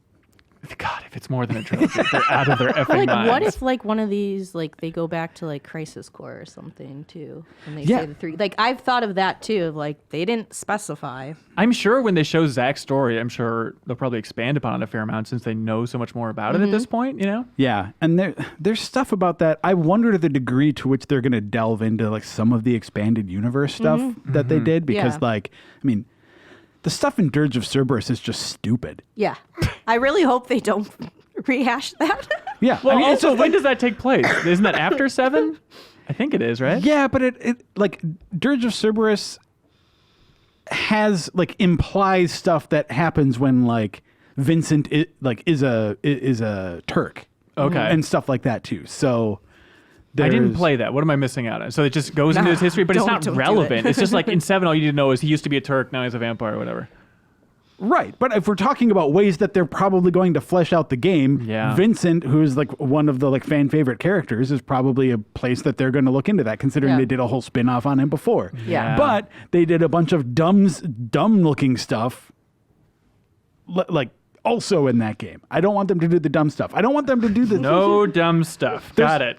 There's also some complicated stuff where it's like Crisis Core builds out a lot of interesting stuff with like Zack and Sephiroth and what's his name, Angeal, and Oh, Christ. Okay. Genesis. Right. And like there's got to be some weird rights issues because Genesis is based on a real guy, like he's a Oh, really? yeah, it's like a pop idol or something named Gact. I love when they put pop idols in video. You do? He's Do also you really? he's also in a game called Bujingai, That sounds fun. a PS2 slasher or like a DMC kind of game. So maybe if they dive more, what if like second disc is Cloud's past and also relationship with Zack? And also like Zack and Aerith, just everything in the past is second disc. I don't know, man. I don't think you can do. Also like Dine's past. Let's get everybody in there. Here's the problem with your theory, though. It's like you say first disc is Midgar. Where do you end that? Well, here we are. Motorcycle chase. We just finished a motorcycle chase. The end. And then they're sitting there No looking way. at the horizon and say, "We have a whole world in front of us and 6 years to make it." And then you start the next game with, oh, cool. Here's finally that Sephiroth guy we've been wanting to see. Well, You I don't think, I end think on they're that? going to shove Sephiroth down your throat so many times throughout the sequence that it won't be like, oh, where is he? I am just shocked that it's Also- been 4 years and they've shown footage from like the first 2 hours of the game. Realistically, I think Yeah. it's bonkers. How do you not end a game on the like Aerith scene in the temple? We can say this, right? I know there's a bunch of debates I about mean- spoilers. No, but no, I think you can. Yeah. How do you not end with like a game on Aerith's death? Because there's a lot of game to tackle, and I think they're going to realize like this is a lot that we have to chew on and actually make here. We need to stretch this out a little bit, and we need some meat on that bone for later. So they'll save that. Question 2. Yes. Do you think they will kill Aerith again? Oh, that's I could see them doing it interesting- differently. Yeah, if- like- differently and at a different point, maybe to surprise you. Like I feel like that is the one thing in that game that everyone is so sure is going to happen Right. that it also makes it the one thing that I am most sure that they are looking at changing. I think they should, honestly, at this point, because they surprised Right. the longtime players. The other players, too, are like waiting for it. So there's no death, or you think they just I swap don't it know. out? I think they either, for my opinion, they're not going to, I don't think they wouldn't do it Mm-hmm. personally, because it's such a part of that story. I just think it's going to come in a different way than you're expecting. Or maybe Yeah. they have like an Aerith 2 pop out, like Kate Sith 2. Hello! Don't mind my death. I didn't. I guess I should say I'm sure she almost has to die for the court for that. So it's not like I think they're going to substitute like Tifa in or something. That doesn't make sense. Yeah. But I think in that, Let's just change up the character. but I think in that moment when you think it's going to happen, I don't think it is. Yeah, that's what Right, I right. kind of think as Yeah. well. Yeah, because she needs to be dead for the end sequence, I guess, to work in Well, some for way. so much of that game to Yes, work. yeah. Do you think it's weird that we haven't seen Tifa at all so far? Like she's in the menu in that new trailer, but you never see a glimpse of her. I don't know if they're just saving that They're probably marketing saving beat. that. I guess. I think they're saving Yeah, it. I mean, like this trailer was the reveal of Aerith. We hadn't seen her yet. Yeah. yeah. I think that you bring her out later. I think there's also I was seeing some discussion about like what her design is going to look like also, and Is it going to be a little more subtle than they were with the I mean, original I one? think- Yeah. I mean, if you look at the way they've treated her in things like, I mean, she's appeared in Kingdom Hearts, right? I have no idea.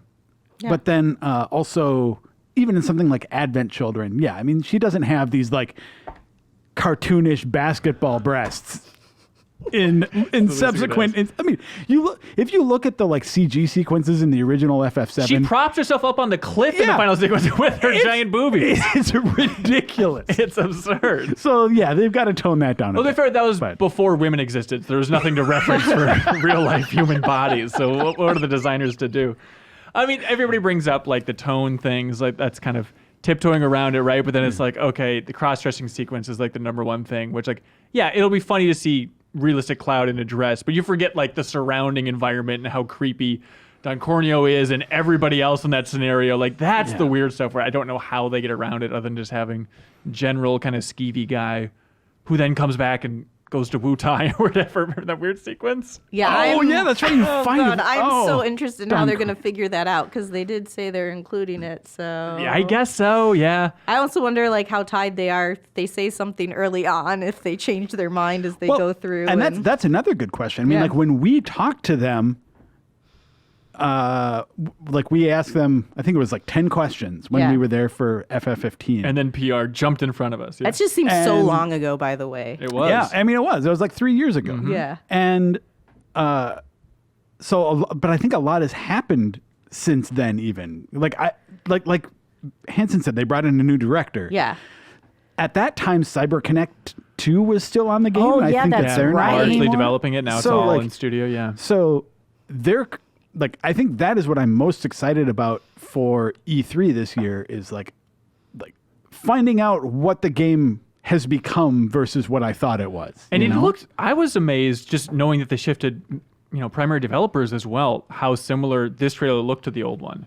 And Joe, you're talking about like how adamant they are about if they release footage, they want to try and match that. You're talking about versus 13. Yeah, and I don't know if this is something like that Square Enix holds to company wide, but that was something that Tabata had talked about with 15, which, remember there had been like, I mean, basically a decade of trailers and stuff for Versus 13. Mm-hmm. And remember when they redesigned or when they like made Luna a character in FF15? There was this whole announcement and almost an apology that like, so this character that was Stella, that you thought was Stella, is now Luna. Yeah. And she plays a different role in the story now. And but it's like, it's fine. Yeah, it's fine. I mean, there's Like- a character in Final Fantasy 15 on the early promo, stuff of the whole like boy band, we'll call it, Yeah. walking. That's not even in the game. Oh Like, yeah, they he just is. eliminated him. He's in there. He is? Yeah, he's Well, I mean, not I in the- forget his name, but he's not part of the band. Sorry, part of the Yeah, band. yeah, I yeah, should have. okay. Yeah, I worked. Yeah, The main But- one. But anyway, so the idea that they felt this sort of obligation to the people who had been following Versus 13 for so long to like integrate some of these elements that had already been shown to like, Yeah. it's like, this is what you thought the game is, this is what we're making. But this is a different part of Square Enix that's making, like a different studio within the company that's making it. So I don't know if they feel as bound to it or not. but- Yeah, I don't know. I don't think they should though. Like I hate that feeling of we were early in figuring out what we wanted to do with this, and now we've changed our mind on. So like I don't feel like because they showed something, they should feel like, oh, we have to. But at the same go time, that they way. shouldn't But- have shown something 4 years ago. Well, I mean that's what Square does though. Yeah. Super. Like I wish they wouldn't, but I mean, how did they not learn their lesson after Versus 13 on that? well, though? even with Like- this, I'm curious what the release rollout's going to be. Right? Like if we play the first game, when are we going to get that second and so forth? I mean, and like, halfway into the PS5. It's going to be so weird. And I don't want it broken up too much like that because personally, I'm going to be really excited when I play that first game. I'm sure I'm going to end it and be like, okay, now I'm ready for, I hope I don't have to wait like 3 years for the next one or whatever. Well, that's the other big question, I think, is like, this is, I think they almost have to do this on PS4, but They said it's interesting in the state of play. They're like reimagining Final Fantasy VII for the PlayStation 4 generation. Like they made it very clear. But this thing's going to be what, mid 2020? What's your guys' prediction for when this thing's coming out? if it has a honest showing at E3, right? Like, Yeah. hey, this is us actually pulling the curtain back on this game and not just like a longer trailer or something. Then I think we'd probably be on track to get it sometime next year. Yeah. There's still a hope. lot of people. I was just at a game store over the weekend, and someone's like, "Oh, Final Fantasy VII Remake's coming out 2019." It's like, I don't think so, man. I would be amazed. I just cannot imagine them launching I don't Kingdom think Hearts it'll 3 in be. this I in don't the think same it'll be year. this year. I No. think we're definitely looking at next year, but Yeah. who knows? I don't know, man. I mean, this would require a sort of degree of marketing savvy that they have not displayed up to this point as Yes. a company. But to come out at E3 with that game and say like November this year, like It'd be awesome. Like Yeah. we're Oh done. my We're God. done yanking your chain about this thing. Like here it is. This year you can play Impossible. it. That would be. I mean, that would be amazing. I would love to see that happen. Past lessons tell me that is probably not happening. Also, Yeah. they must be really thankful that at least we know the PS5 is going to be that you can play PS4 games on it, because I'd imagine this is going to be the type of game series where you're going to want to import your save. Maybe that's why I yes. had multiple characters in my mind too, just thinking about if you buy that second game but didn't buy the previous one, like where do you start off as Cloud? So if they shift characters every time, it's like you kind of have a new somewhat, well, I guess everybody levels up together. This doesn't exactly work. Yeah. But, it's some sort of fresh start for them to hopefully rope new people in every time. Yeah, maybe. Oh, and I also just want to say, if they do come out at E3 and say November, I don't know if I believe it still. Oh, no. No. Well, it's coming and it'll This be like is the- February now This or is the whatever. same company that had a big, for FF15, had a big reveal event where they pulled some slot machine and the release date came down. Yeah. And then I was like, nope. Well, even I said months Kingdom later. Hearts 3 is the same thing. We Yeah. thought we were getting that, in November, December, and then they had to push it out. P.S. I don't mind delays. Delays generally make No, games that's what I'm better. saying, yeah. I'm fine with that, but it's just it's funny the certainty with which and the like celebration they make around these kinds of announcements when they cannot stick to them. Yeah, absolutely. But the other thing I wanted to point out, in case people haven't or have forgotten, is that like it's all of the Sony promo stuff for this is play it first on PlayStation 4. Oh, yeah, does that's it right. really? So it's almost certainly like there's no way Square Enix isn't doing a multi-platform game. Yeah. But it could be one of those like it's on, and Sony's shown it at like two PSX and this thing, like their exclusive thing. I don't know Could be how like long. a I don't Nier know. Automata type thing might Yeah. be a good Do you think that even benchmark. makes it to Switch? Oh, to Switch? No way. No way. I am twice as excited for E3 now, knowing there's going to be more Final Fantasy VII. Oh, yeah, stuff there. definitely. I love that freaking trailer, so I want more. Yeah. Hey, do you guys want to move on to emails? Go ahead. Here we go. Bye. Bye.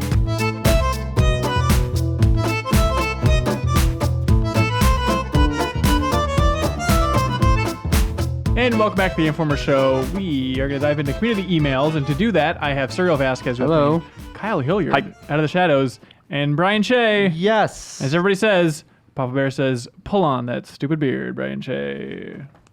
They do. Here we go. Podcast at GameInformer.com. People write into podcast at GameInformer.com with questions, feedback, words of wisdom, conspiracy theories, things they've been talking about with their friends relating to games, absurd scenarios, Personal insults. personal insults, personal insights, Impersonal insults. impersonal insults, impersonal insights, anything you want, send it into podcast@GameInformer.com. We're going to read some of our favorite emails, choose our absolute number one email, and then at that point, honor where they're from by putting a pin in the big board, Brian Shea. The big board. Yeah, board. Everybody was on vacation recently. Yeah. Starting to piece this together. Where were you, Shay? I was in the Caribbean. It's pronounced the Caribbean. It's Pirates of the Caribbean. Were you on a big boat? I was on a big old boat. Were you driving it? No.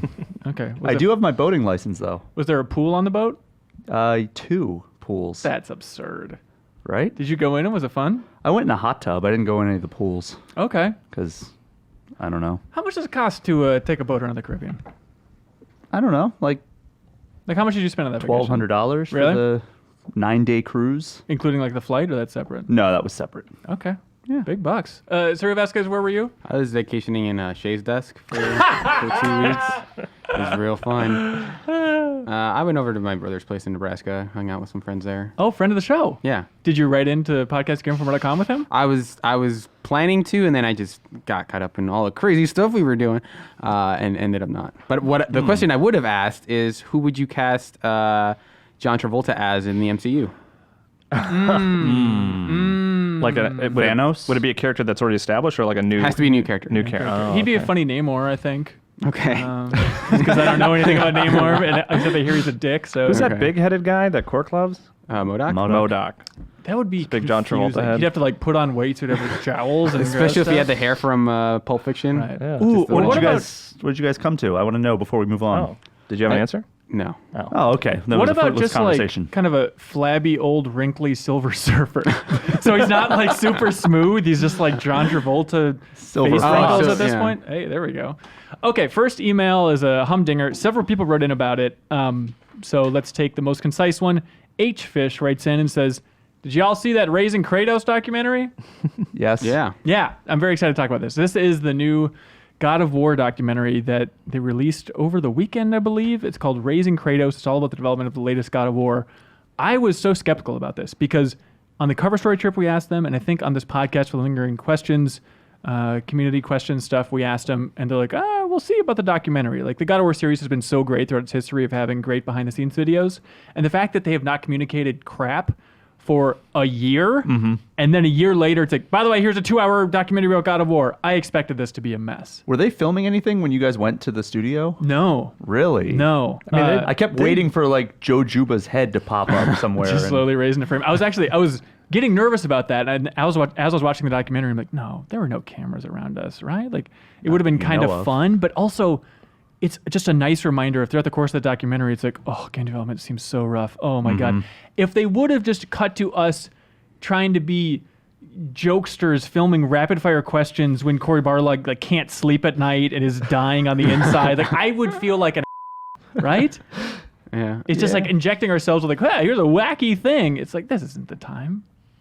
But maybe they want to have fun because game development's so stressful. Yeah, I mean, it was a really cool look at like a AAA development and like how like a studio like that operates. Like they had I don't want to spoil anything if like They released the game.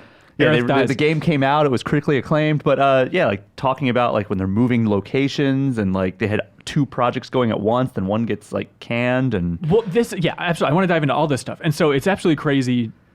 I understand. I saw like Jason Schreier, a friend of the show from Kotaku, he tweeted like, the documentary is good. It's pretty PR friendly. And it's like, PR friendly. Like, I understand they're probably pulling some punches, but I think it is stunning how much they're showing in there, including like footage of that canceled sci-fi game. Internal 7 was the code name, right? Where it's like somebody getting into a vehicle, another character like standing in a building they think was burning. It's like they're showing the canceled game. It's nuts. And they're talking about like crunch and stuff like that. They talked to that, I forget the woman's name, but they were like asking about their family life. And oh man, like the head of the studio, yeah, like her response is brutal, and the fact that they left all it in. Also, there's like just a whole segment dedicated to Cory Barlog basically being like, yeah, I can kind of be an and it's amazing how they cut it, because they cut it, I believe it's this section where it's a panel at E3, like the E3 Coliseum panel discussion, where it's all this jokey conversation with them in front of the public being like, I'm a real ball buster here, I'm gonna crack some whips, I just tell these guys what to do, they have the hard jobs, ha ha ha.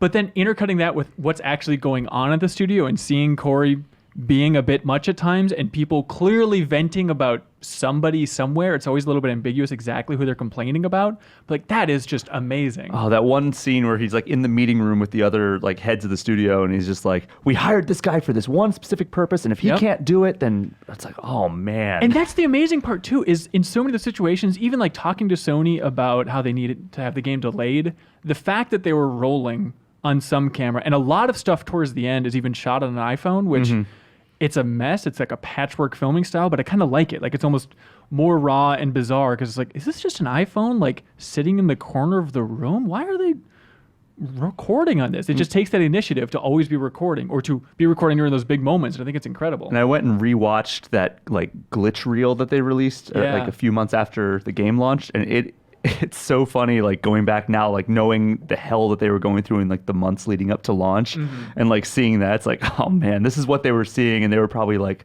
this game is not coming out anytime soon. Right, and then they managed to pull it together in a miraculous way. And it's crazy that PlayStation would reveal it. It's on like the PlayStation YouTube channel. It's called Raising Kratos again, if you want to watch it.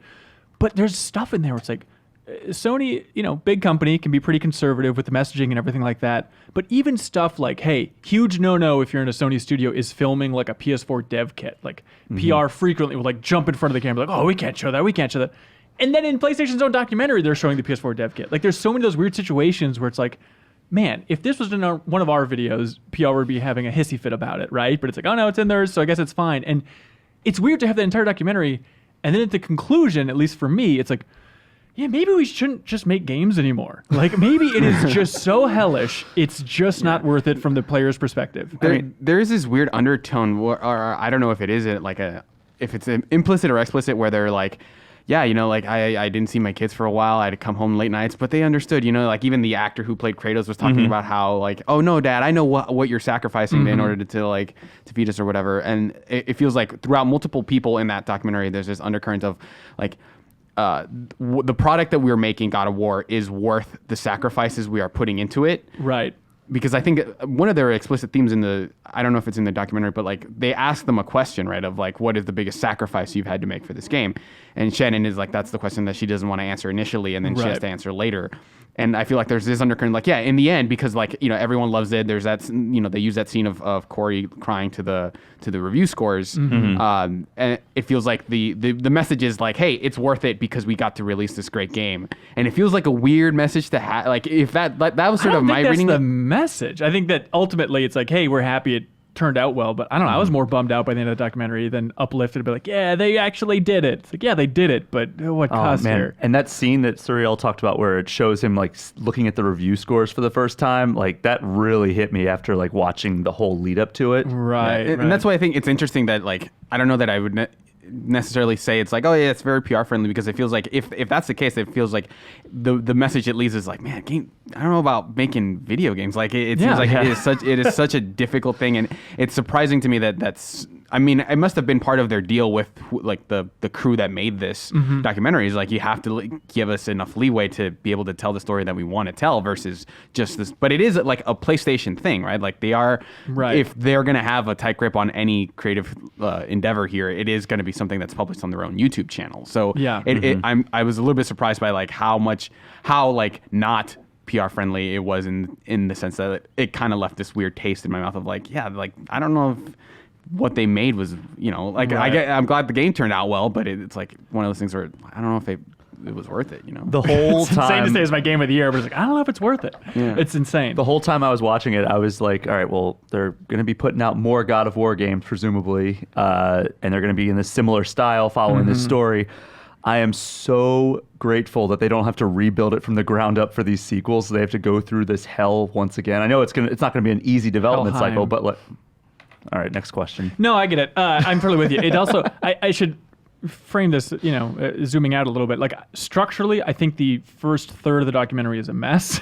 Like it is jumping around in time so much. I'm like, where am I? How old is Corey's son at this point? Ooh, this is filmed in past tense, but then this is future tense. I think it's a nightmare for the first third, but especially that back half, like the second hour. I think there's so much awesome cell phone footage of them just showing how brutal it is. Also, it really bummed me out that Sony's not going to be at E3 this year because E3 is such a huge part of the documentary, including they include clips from the old God of War 2 making of where they talk about the hype of E3, but then just like showing the amount of pressure both for E3 2017 and 2018 there. It's like, oh, I missed that. Yeah, when they were showing that, I was like, we're not going to have any moments like that Yeah. from Sony, at least this year. Right. In general, I just feel like you got to give it up when a company as big as Sony like releases something this transparent. Like, good job, Sony. I would love to see more stuff like this come out of the game industry.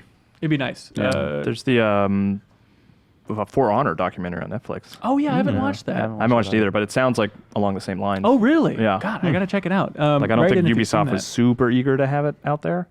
So That's interesting. And obviously, natural plug for Double Fine Adventure, which you can watch completely on YouTube. Still the greatest I like game that you documentary take ever on the made. burden of plugging that. No one else is on planet Earth. Also, I mean, that team is probably filming stuff for Psychonauts 2. And it's like, that's going to be amazing when we get to see all that footage again. Oh, so good.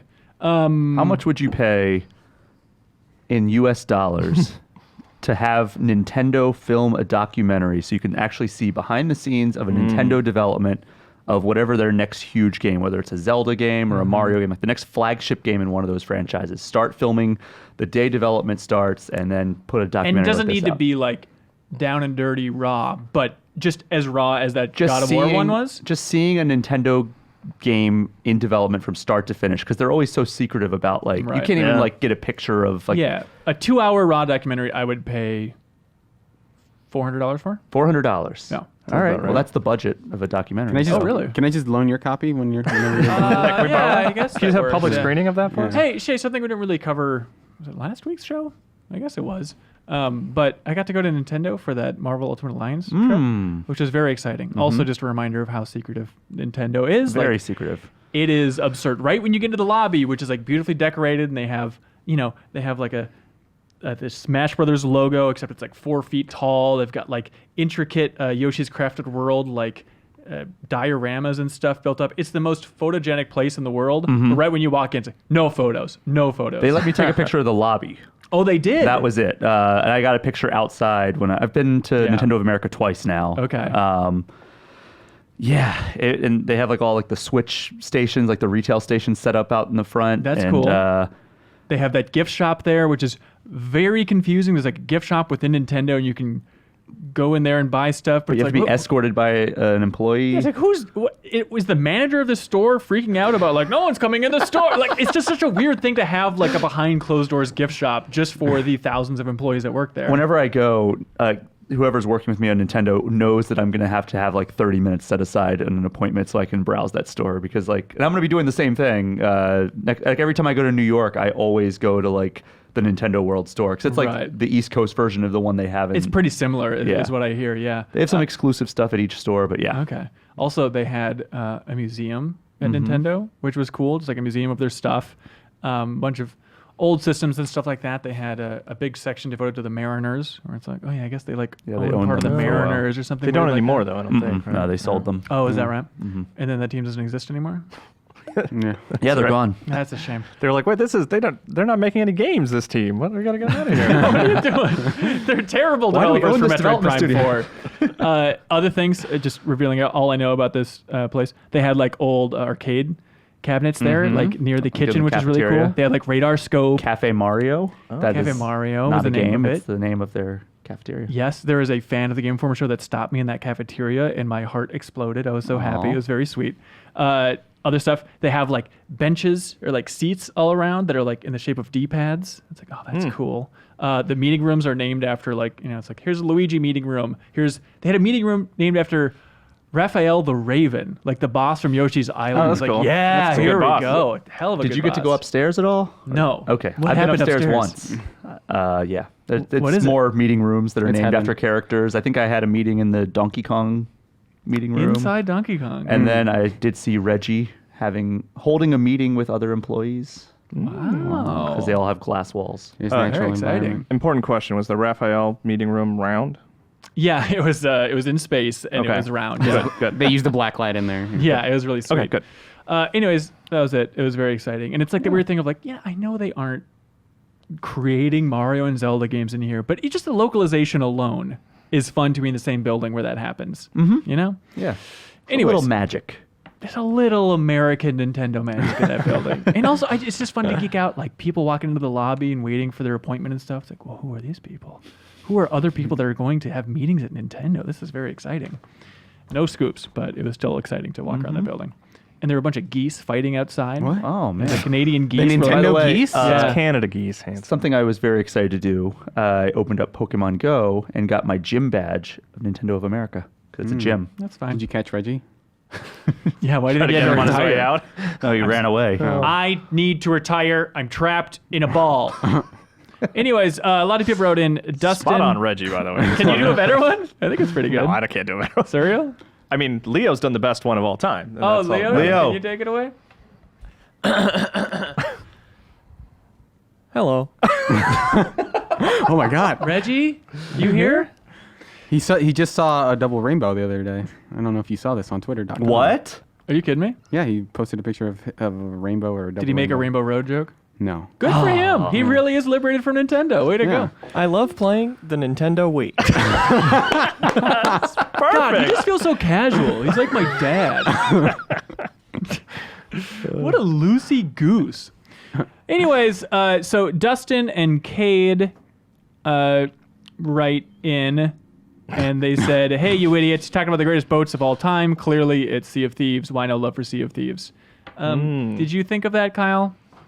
We're talking about the greatest boats in video games. When did we? I don't remember that. Was that on a It was- question? yeah, it was a question, I think, last week. I don't know. Those boats just like come and go. Like they sink all the time and they reappear. I don't really feel That's a all lot boats. of attachment to them.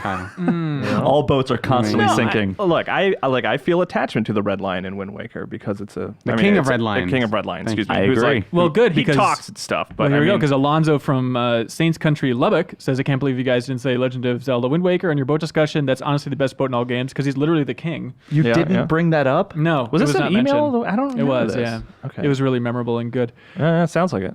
Sea of about- Thieves, have you been playing that more? I played when the update came out. I put a couple more hours into it. And the update added some story stuff. Fishing, story missions. You have what are they called? I want to say hook shots, but that's not what they're called on the front of your boat. So you can like fire off a harpoon gun to like reel in chests and either put other people on your ship and stuff. Yeah. But it doesn't change the game dramatically. Like I don't think it's going to inspire you to pick it up and like suddenly love it. But I mean, it's cool content for the people who like Sea of Thieves and want to continue to play. They're out there. I They're learned out from there. the email section that they're out there. I already. desperately want to like that game. Yeah, and I played it at there's launch, something and I there. really didn't. I wrote something for the site, which is I have the whole story of me trying to do some of the story content and how difficult it was, like trying to meet people, and like when I finally finished the first big task of the story and brought the thing that I needed to return to like complete the task, someone killed me and took it and then hid it. So when I came back to life, they're like, "You want that thing? You need that thing? You want your shroud breaker?"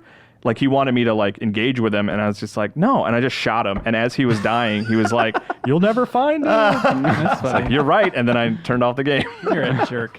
I'm a jerk. He's the one that killed me and stole my shroud breaker. I love that his I put in dying like breath. 4 hours. See, of this I is don't the know. kind Stuff of gray pirate morality that the game is trying to get across. I mean, in a funny way, like that's why the game is interesting because course. there are pirates out there who will like ruin your day, but you know, Hey, there's a bunch of pirates out sometimes here. I just want to deliver the shroud breaker. I get it. Didn't that happen a lot in Anthem as well?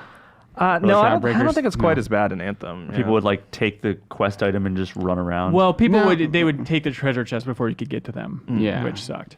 Ernie from Divine, Texas says, "Hey, sorry, Leo in the booth, you're wrong. I spent endless hours of fun raging this season. The Jackdaw, it's by far my favorite part of Assassin's Creed 4. There we go. Also, Tran from Cape Cod, Massachusetts, writes in and says, as far as boats go, Ghost Recon Wildlands, Far Cry 3, Grand Theft Auto Chinatown Wars, which is There's a weird... boat in Chinatown Wars? I don't know. Wait, something special must have happened with I that. do remember this chat because the only good boat that you guys came up with is Hydro Thunder, right? Right. Yeah. Okay, Yeah, the What one about good boat. The one Kratos' good boat boat. in God of War. Yeah, We that was also talked discussed, about yeah. that. That person emailing just likes boats and games. You can't just list every game with a boat in it. So those are the good ones. Also, I realized after that discussion, it's like, oh, boats and battle royales I've always had a great time with. Like, except for that one Whirlwind. There was some battle royale game that was just in boats. That wasn't good. But, like, you think of, like, the boats in PUBG or even... I've had good times with the boats and Blackout and What stuff. about the bloopers in Super Mario Sunshine that you would like surf around on? Are those boats? Well, what the about... turtle shells? Turtle shells? What about 3D World's Plessy? Is that a boat? Which is not particularly fun either. No, definitely not. There's the turtles in Wargroove who act as submarines. They're sort of like boat. They're U-boats. Oh, they also have turtles that act as submarines in Age of Mythology. Also good boats. And nature. Oh, that's Do a great you want point. to talk about more aquatic things just in general? Lucas Adams writes in from San Marcos, Texas, and What says, do you "Hey, think about water levels? shut up." With the recent comments made by horror manga creator Junji Ito, my heart is once again reminded of how awful it is that we'll never see Silent Hills. Is Silent Hills the most disappointing cancellation of all time? I mean, it's a big one. It's up Yeah, there It's for sure. high if it's profile. not. It's hard to know what that game actually was. But I mean, it did leave us with PT. which We'll is- never know what Kojima could do with Norman Reedus. I mean, we were inspired by the potential of that demo. Like, we liked the demo so much. And also the surprise of the way it was announced just made it, I think, all the more heartbreaking. Well, also, I feel like it's a real James Dean effect where PT is awesome because of the weird potential that we'll never know. And the game would have been released probably in the year 2022 and been slightly disappointing. I mean, I like PT as a standalone thing. It was like it was probably my favorite game of 2014. Like it was that and like Metal Gear. I mean, it wasn't like a fantastic year or anything, but like that and Metal Gear were like the two things that I came away from 2014 thinking like those are probably the best games. do you guys remember that Kickstarter? It was right when Kickstarters were taking off, and Gabe Newell appeared in the Kickstarter video. He was like making a sword on an anvil. And he made a joke, and they're like, "Hey," and the guy was like, "Hey, when are you gonna finish that sword?" And Gabe Newell was like, "Oh, these things, they take time," and everyone took that as like a Half-Life 3 joke.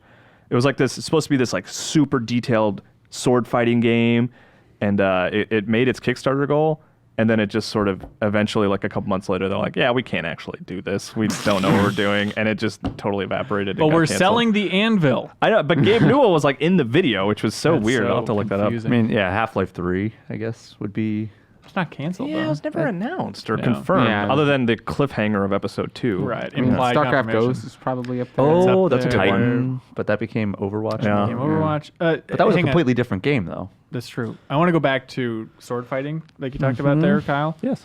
Leo, you've been playing Mordhau Yeah, on Steam. that game's cool. What? This is first-person sword fighting game. Yeah, it's a lot like For Honor in that it's direction based, so you're parrying and blocking specific directions. Oh.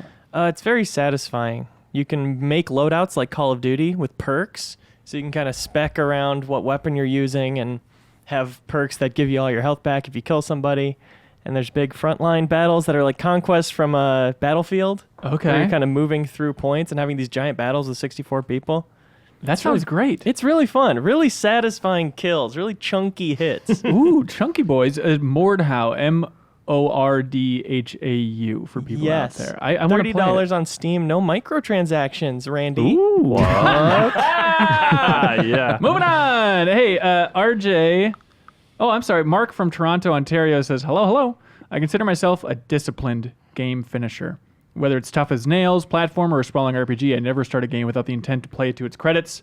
My question to each of you is, how good are you at finishing your games? What percentage of games would you say you finish?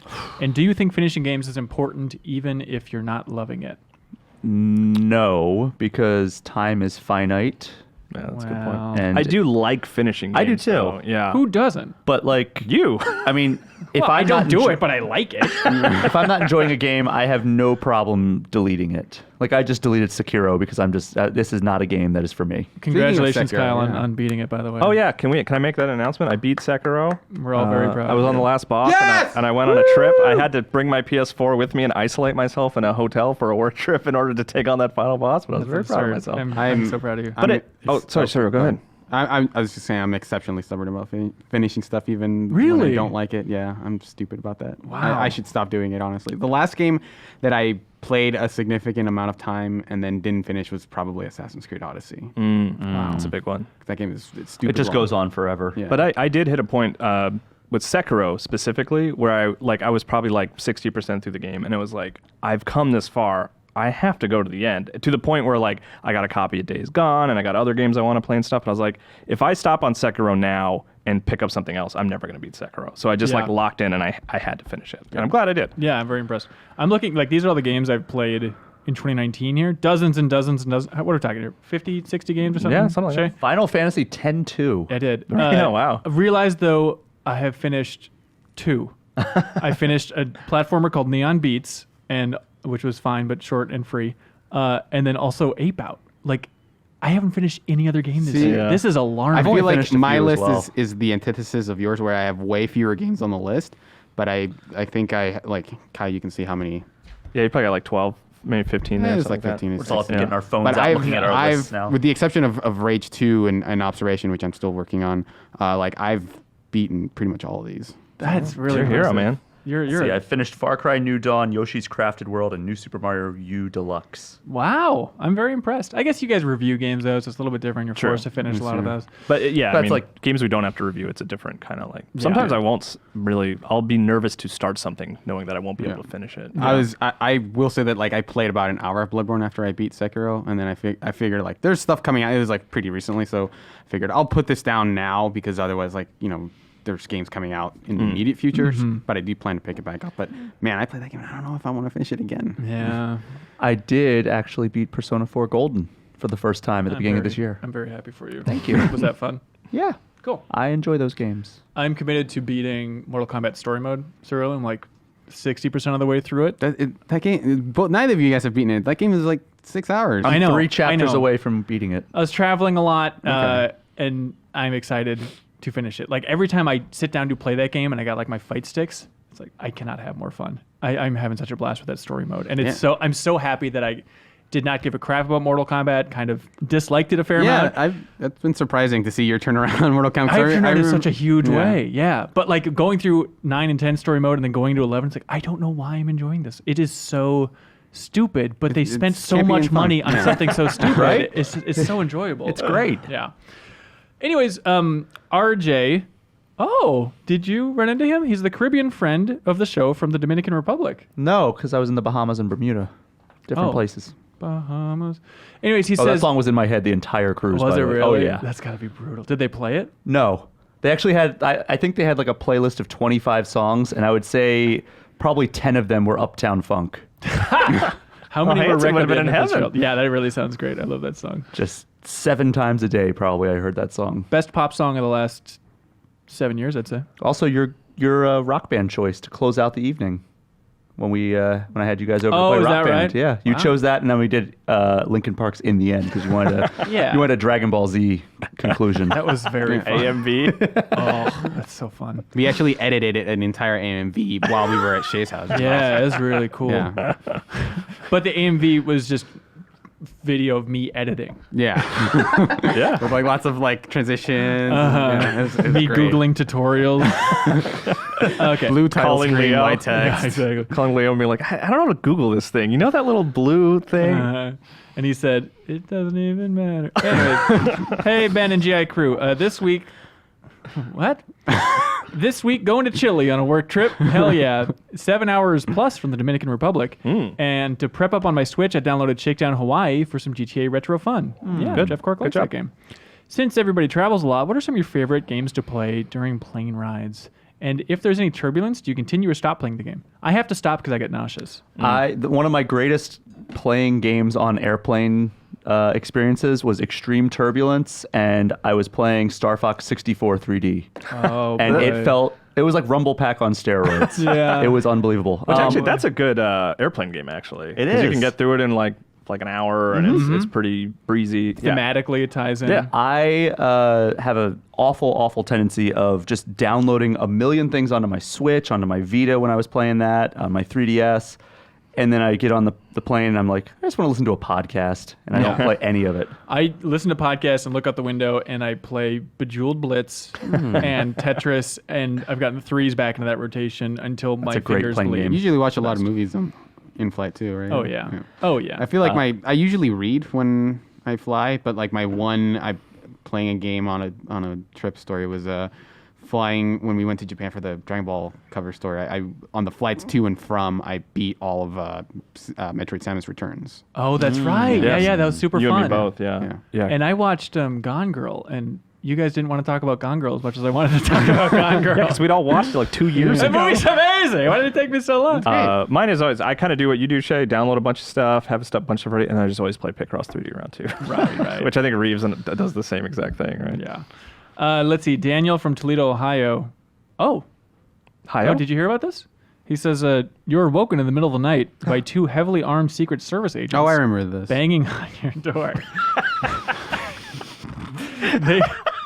That took me a minute. Because I thought you were saying, I remember this question being asked. And then I came around it. We got it.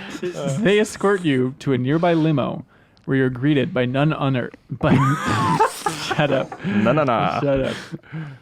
Hang on. By the way, before I finish this very clever email, I think it's the Reeves man on the street talking about the Nintendo Switch. Like, does the public know about Nintendo Switch? In that video, it is so funny where this guy's like, I don't really play video games anymore. And Reeves is like, I know. But like, seriously, like if someone like just pulled you into a van, drove away, changed you to a chair, put a video game in your hand, would you have fun? And the guy's like, yeah, I guess so. It's my favorite Reeves, just bizarre scenario. The guy's like, yeah, of course. We haven't done one of those in a long time. I know. Yeah, nothing's happened that's worthy of it. Yeah, that's getting warm out, so maybe it's time. Yeah, I feel like we were talking about doing one connected with the cover story a while ago. What have been our last couple cover stories?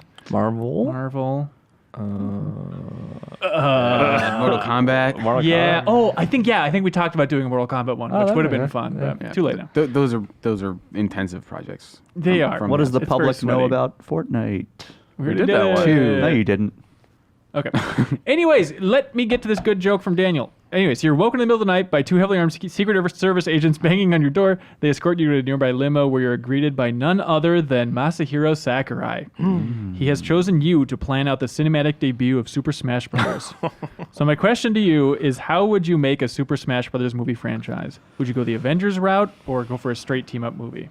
Would it be live action or animated? What would the tone be? Well, Oh, God. obviously DC did not learn the lesson of Marvel Cinematic Universe, which is you have to do the slow build. You have to give each main character their own feature film, and then you can introduce a few smaller characters in the team-up movie. No, I've heard so many interviews with the writers of Avengers Endgame and stuff, and they said that like part of Kevin Feige's mission for Marvel is like, hey, eat the food that's in front of you, right? They're talking about like, oh, what do we do with the second Captain America movie? Should we bring Bucky in now? And it's like, yes, bring it in now. Let's just rip off this Band-Aid and go for it. I feel like that's what you need to do. Just forget the build-up. You have the opportunity and the money to make a Smash Brothers movie. Just make that Smash Brothers movie.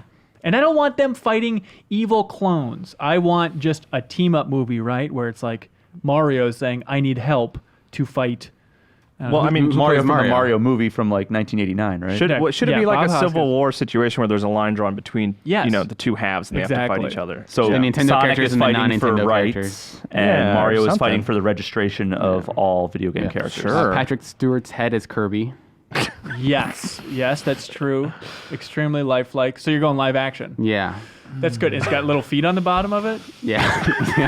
It's actually Kristen Stewart's feet walking around. Yeah. Oh, that's clever. Yeah. John Travolta is Samus. Oh, yeah, great pick. believe. Yeah. Very Paul Giamatti is Mario.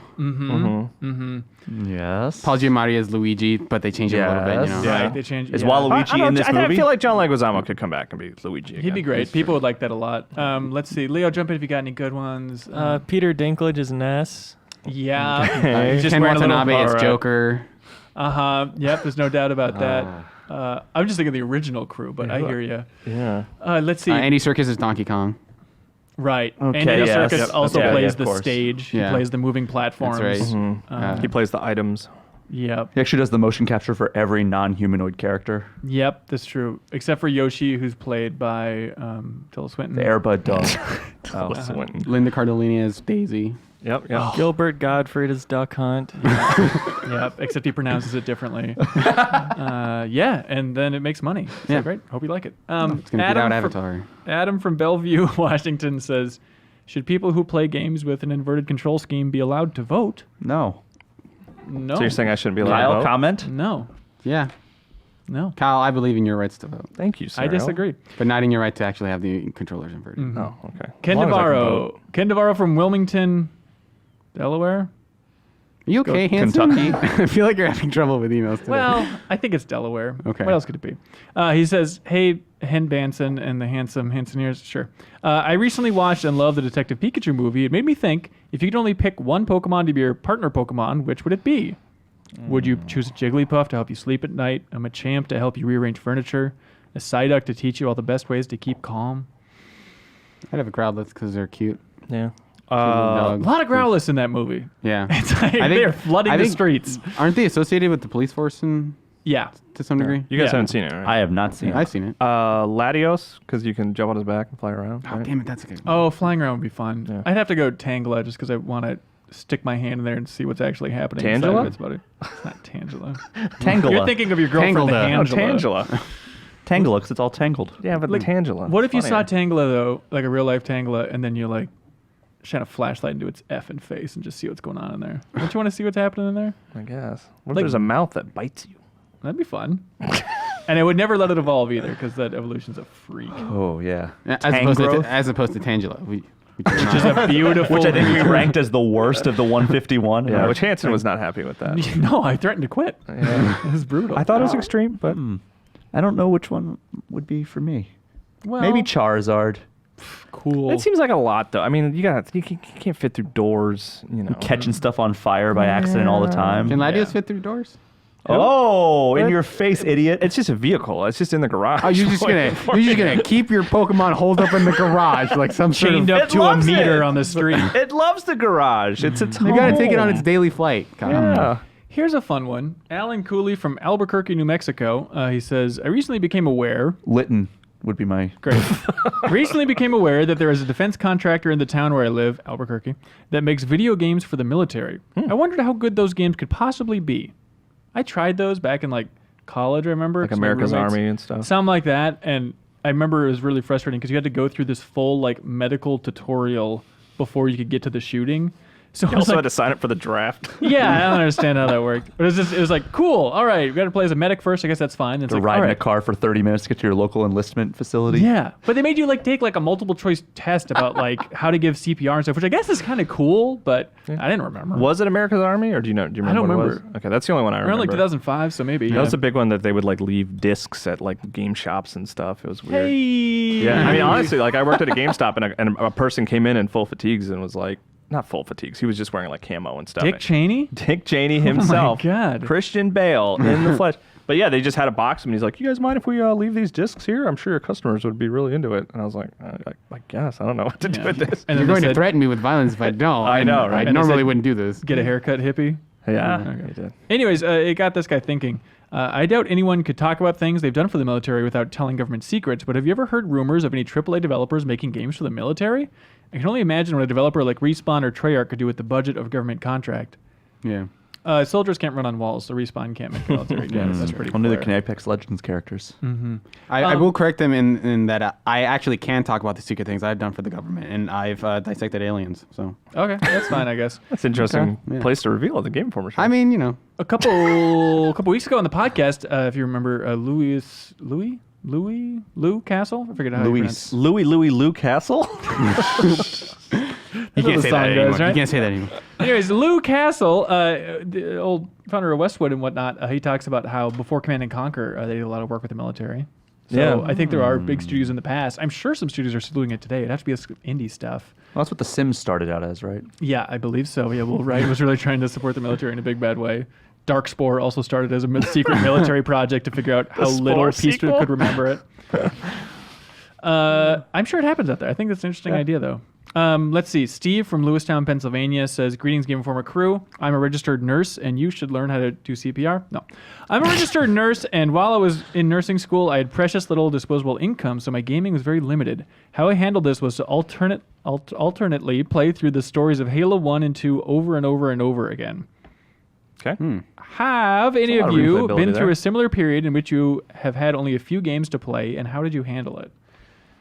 I Yeah. love this scenario. I think we all did when we were children, when we were very young. I just had like 4 Super Nintendo games. One Yeah. was like Mega Man X, and the rest sucked. But I played them all equally. What were the other ones? I had I don't. Sucks is a strong word because like I like Aladdin, like the Aladdin Super Nintendo game. I think it's a pretty solid platformer. But I don't. But if you had other options, you Yeah. probably wouldn't have played it as I much as don't- you did. Yeah, like I had Donkey Kong Country, which I loved. I don't know. I didn't.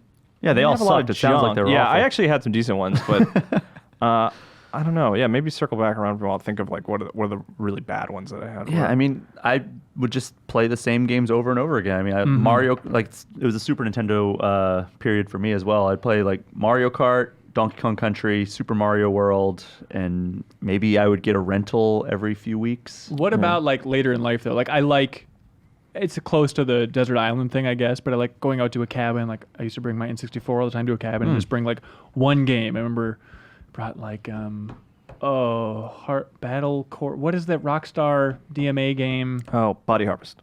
Body Harvest, yeah, where it's like, Oh, all right, God. Tim and Dan and I are going out to the lake. We're going to play Body Harvest the entire weekend. Like that level of commitment, I'm really into. And I always think back to like, I think it was a But 90. you have a list of like 1,000 games you haven't beaten. Well, Body Harvest, I really got to get to it though.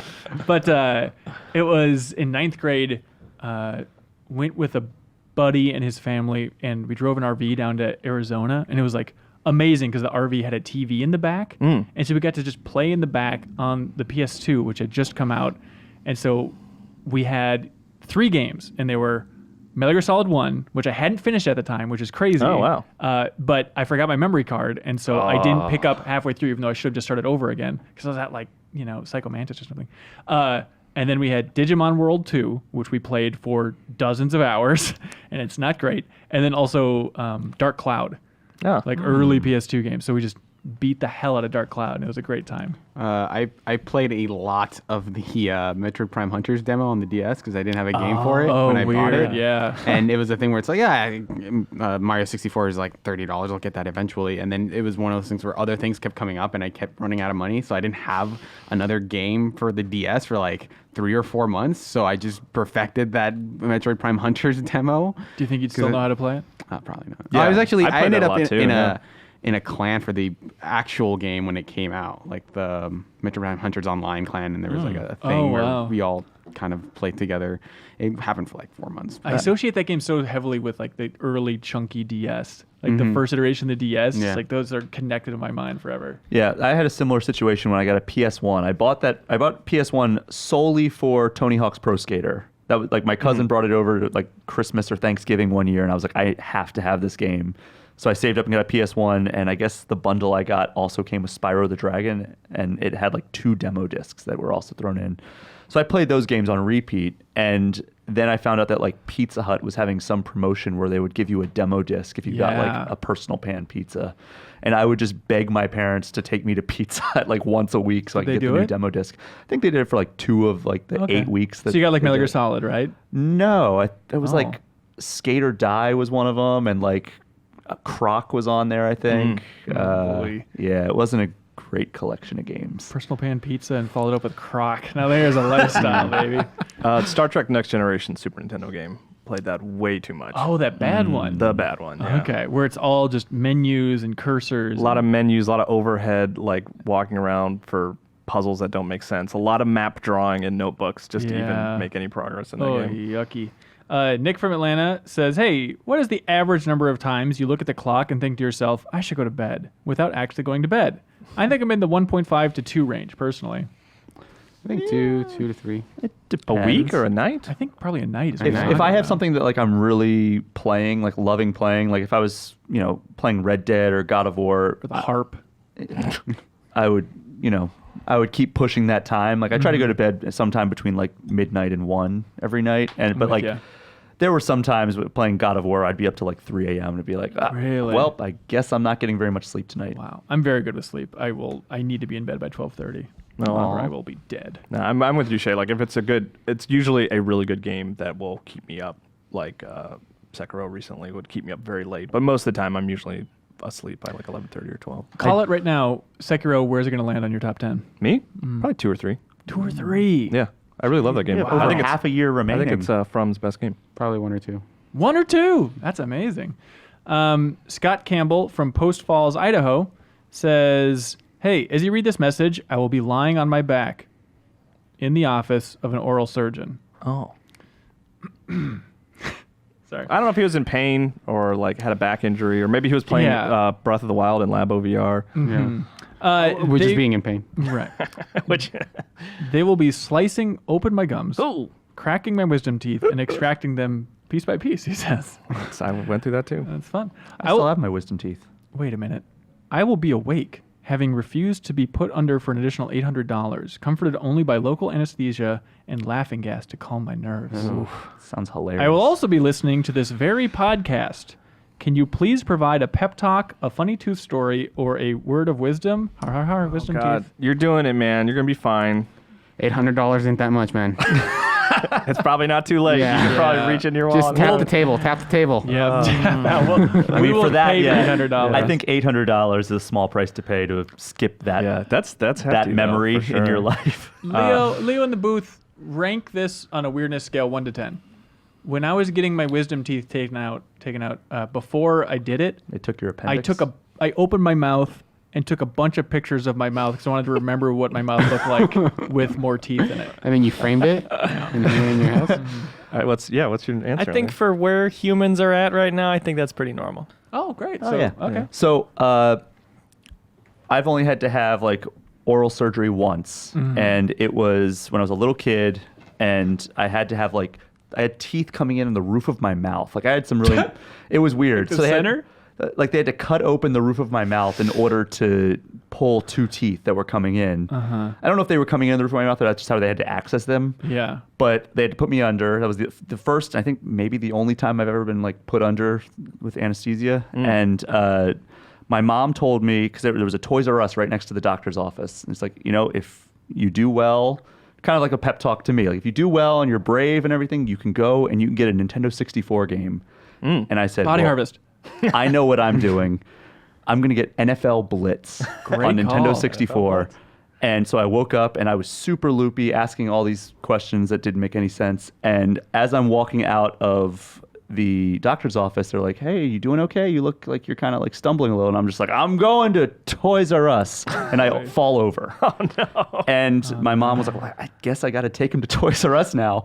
So I went to the Nintendo 64 aisle and I picked out, I'm like, I want this one. And suddenly my mouth just opens just a flood of blood all over. A blood flood? A blood flood. Oh, no. All over the Toys R Us N64 aisle. The little paper tickets? So they gave me like paper, the little tickets you pull. Yeah. They gave me paper towels to hold up into my man. mouth. And my mom was like, I'm going to go buy this game now. You go back to the car. And in that flow of blood was a copy of NFL Blitz. But I got NFL Blitz, and that's the moral of the story. Crazy. Jeez, oh, Pete. I don't have So enjoy your surgery. I don't have a specific story like that, but growing up, I just had a lot of teeth problems. I had probably like 6 teeth extracted. Oh, they meant total, like you had 6 Yeah, like 6 different surgery. They weren't. I don't know if they're surgeries at that point when you go to the dentist and they pull out teeth. But I had teeth that were like fusing together. So like I had 2 teeth that were one that had to be removed. I had all kinds of teeth What? removed. Then I had my wisdom teeth taken out when I was older. Which the fallout of that was I played a lot of Symphony of the Night. So, Oh, It could a be game about worse. teeth. that's right. Like vampires. That's right. When I had my wisdom teeth out, I had never really been knocked out, I don't think. And coming to, you wake up after, and the nurse or whatever, she's like, hi, we brought your girlfriend in here, just so you know. And I look at my girlfriend at the time, and just I was so proud of myself for immediately selling this. I just go, I don't know that woman! And I acted really freaked out. And then there's- Like you knew what you were doing, right? Yeah. That's Oh, yeah. hilarious. Immediately. Yeah. I was just like, all right. I just remember my wake up memory was like just walking into my house. Like I don't remember. I remember going under to get the surgery for wisdom teeth, and then like walking into my house, which is bizarre. Did you drive home? No, I didn't. Someone drove me home. Oh, you took your Ladios or whatever? That's fun for everybody. Let's You're gonna make see. it, man. You're But gonna be good fine. luck with your surgery. It'll be neat. All right, this one's too mean. Cherished memory you will have. Let's see. Guy from Brazil. He writes in a lot. Please tell us how to pronounce that because I feel like I'm blowing it every How's time. it spelled? Gui. Gui? I think it's short for like Guillerme, think so. probably. All right. Wow. So yeah, look at let that. maybe Guy. Oh, Brian Shea, south of the border, man, over here. Hey, who would win in a fight? Goku Kratos. or Kratos? Goku. Did you look at this? I did not look at that. That's amazing. Yeah, Goku or Kratos? Goku. Here's the question. Which power level would Goku have to be at? Could he beat him in high. black hair Goku? Yeah, Really? I think so. I think he'd have to go Super Saiyan. I mean, you'd think technically he'd have to go turn into a god. I mean, let's give him a Kaioken. Kaioken, he could take him out? I think so. Okay, because what would happen? He could beat him in normal black hair Goku because he could just hover like 10 feet off the ground, just and just blast him. Because Yeah. what's Kratos going to do? Throw a tree at him? He can dodge that. Yeah, he's got that. He has Plus- chains. Yeah, okay, so he'd have to go like 20 feet off the ground then. That's fine. But in like the Tournament of Power, he is in black hair mode for a shocking amount of that. It is distressing. It's like, just go to God form and kill all these idiots. What are you doing? He's pacing himself. He can't just go. It's a 40-minute tournament. He fought Broly in that movie for 2 hours. I mean, there's a lot of strong people there. All right. No, there aren't. There's this guy Jiren. He's like. Yeah, okay, there's that one guy. Then it's like 14 moth women fighting Master Roshi. Look, Like, what is happening? They each have to get at least one episode. All right. I know, it's very frustrating to watch. Also, he's got, I don't know if you know this about Dragon Ball Z, man, but they like to like hold it in. Like they got to hold it back and not reveal their true power. Oh, It's kind of a running thing. I'll have to watch more of the show. I haven't picked that up It's also yet. interesting how like all the other alien races must view the Saiyans as like stupid for like, oh, you have to be in like 18 different forms. Like I'm always at my most powerful. Like what are you doing? Right. I've watched maybe 8 hours of Dragon Ball material in my life. I think going Super Saiyan is probably very painful. No, No, it not actually, really. They It gets reveal to a in point Super where that they- apparently it feels like the lower part of your back is tingling. They reveal that. Really? I don't remember that. Yeah, Was that when like Vegeta was the talking to Saiyans talk about it. Yeah. Yeah. The Saiyans from the Universe 6, right? Right. By the way, right. that tournament, was that like What a weird thing. I know. Do you think that plays off the Battle Royale trend, or that was like pre-Battle I don't Royale? know. I was learning that right? too. I was don't think excited when so. they revealed that that's how it was going to be. Also on which I haven't finished, by the way, so no spoilers. No spoilers here. But on the season finale for Survivor, they have a big competition amongst a lot of people who were voted off. And can Goku's come in back. it? Oh, I No, thought but this was they the Dragon pitched that. Ball movie Survivor. Basically. No, but they pitch it like, hey, we're going to have a battle royale to determine who can get back in the game. And it's like, I wonder if that's a thing. Fortnite's Battle Royale Yeah, sponsored exactly. content. Who are we dropping, boys? Rich Lynch writes in from Los Angeles, California. I'm sorry, this is a very personal email. If you guys could just, zone out for a little bit. Hey, can we get a mini Twilight Highlight Zone review of the new Twilight Zone series from Jordan Peele? If neither of you have seen it, do you think you ever will? Yeah, we've been recording new episodes of the Twilight Highlight Zone. We have it up on a separate YouTube channel. This is where Jeff Cork and I review every episode of the Twilight Zone. But it's actually, we miraculously recovered the iTunes feed. So you can subscribe and listen to the audio version now of all of our Twilight Zone reviews. Congratulations. Thank you. I'm happy for you. Thank you so much. Twilight Highlight Zone. It's a good time. I've Finally not watched remembered any that. of the Jordan Peele stuff. That email address that you forgot, huh? You finally figured it out. No, actually, Margaret, the smartest person in the office, like called Apple or something. It's Oh, amazing. really? Yeah, Wow. she went above and beyond. So, good, bad? Not great. Okay. Not great. That's all I want There's to know. there's a couple good episodes, like 6 Degrees of Freedom I've liked a lot, and Not All Men, which was the latest one as of the time of this recording. Those were the best, and the rest, it's kind of hit or miss. But the thing is, like, the old Twilight Zone is so hit and miss. Everybody just remembers the highlights, but there are 30 episodes where it's another Wild West tale, and it's just a 0, Yeah. So Black Mirror. Black Mirror. There's a new trailer today, or yesterday, Oh, sorry. yeah, that's cool. Here we go. This is Nate Sickler in Talkeetna, Alaska, a small town with a cat for a mayor. That's interesting. Cool. He says, hey, Ben Hansen, I just had a dream that you were recording the show and turned to Brian Shea and said, Papa Bear says, pull on that stupid beard. Good job, man. Thank you. Good job. Thank you. Proud of you. And people say we don't plan this show. Andrew Burns from Leonard, Texas says, hello, Ben, Reeves, Kyle, and Serial. Very close. Yeah. Very close. I have a game for you called Guess Which Game Got the Higher Score in Game Informer. These are based on the original reviews that appeared in the magazine over the years. Okay. This is a simple game. You think it's going to be easy. So am I not invited to play? You are. You are. I wasn't named. Sorry, I'll change Reeves to Shay. Also Just in be the Ben real for a world. while. Great. Okay. Final Fantasy VI versus Donkey Kong Country 2. Which game scored higher? Donkey Kong Country 2, I bet. I think Final Fantasy. Just because I think we were really high on Donkey Kong Country.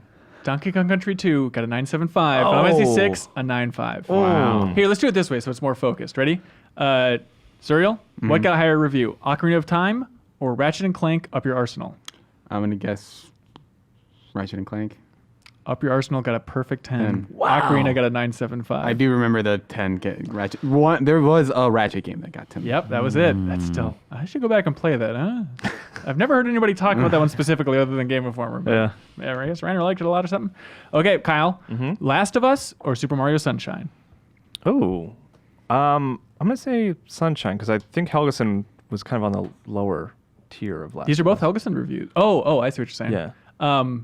I wonder if Helgeson, maybe it was Reiner that reviewed Sunshine, but Maybe. Super Mario Sunshine got a 9.75. The Last of Us got a 9.5 from Helgeson. Like, which is telling for I mean, this to say that Helgeson was on like the lower end with a 9.5. I know.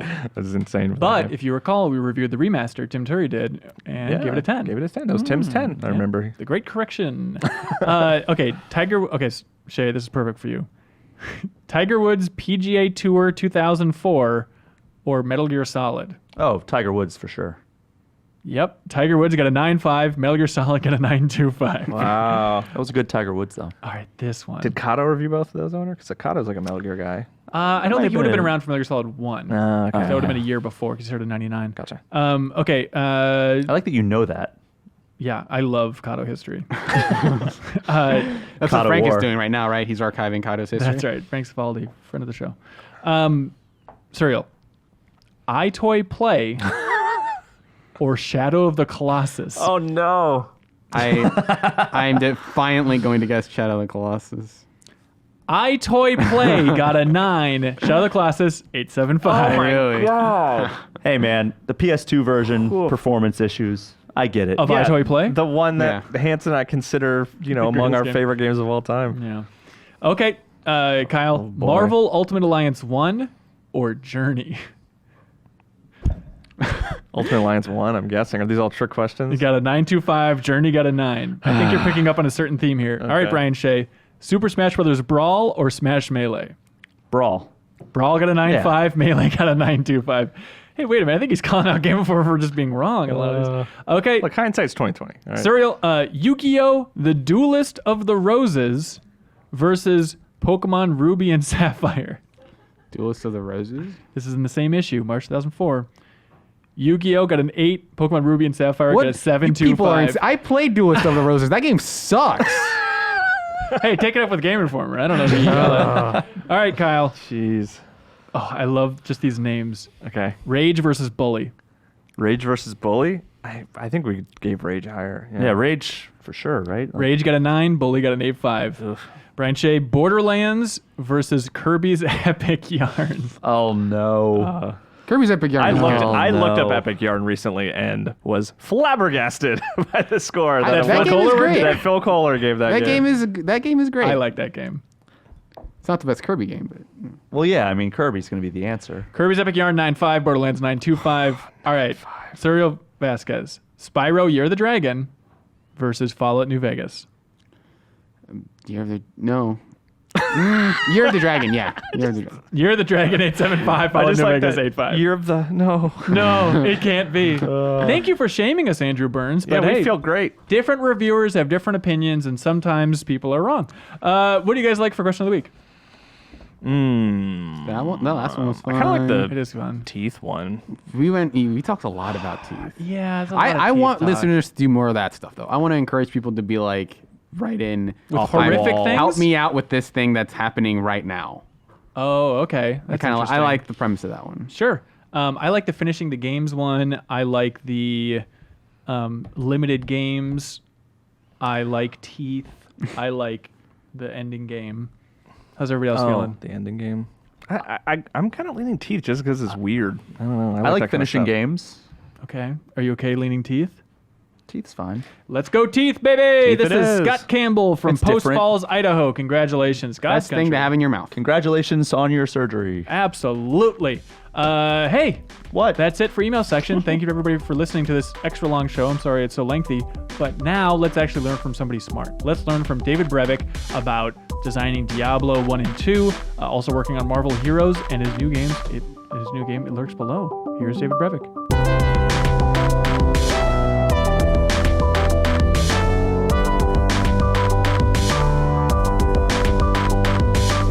David Brevik, welcome to the Game Informer Show, sir.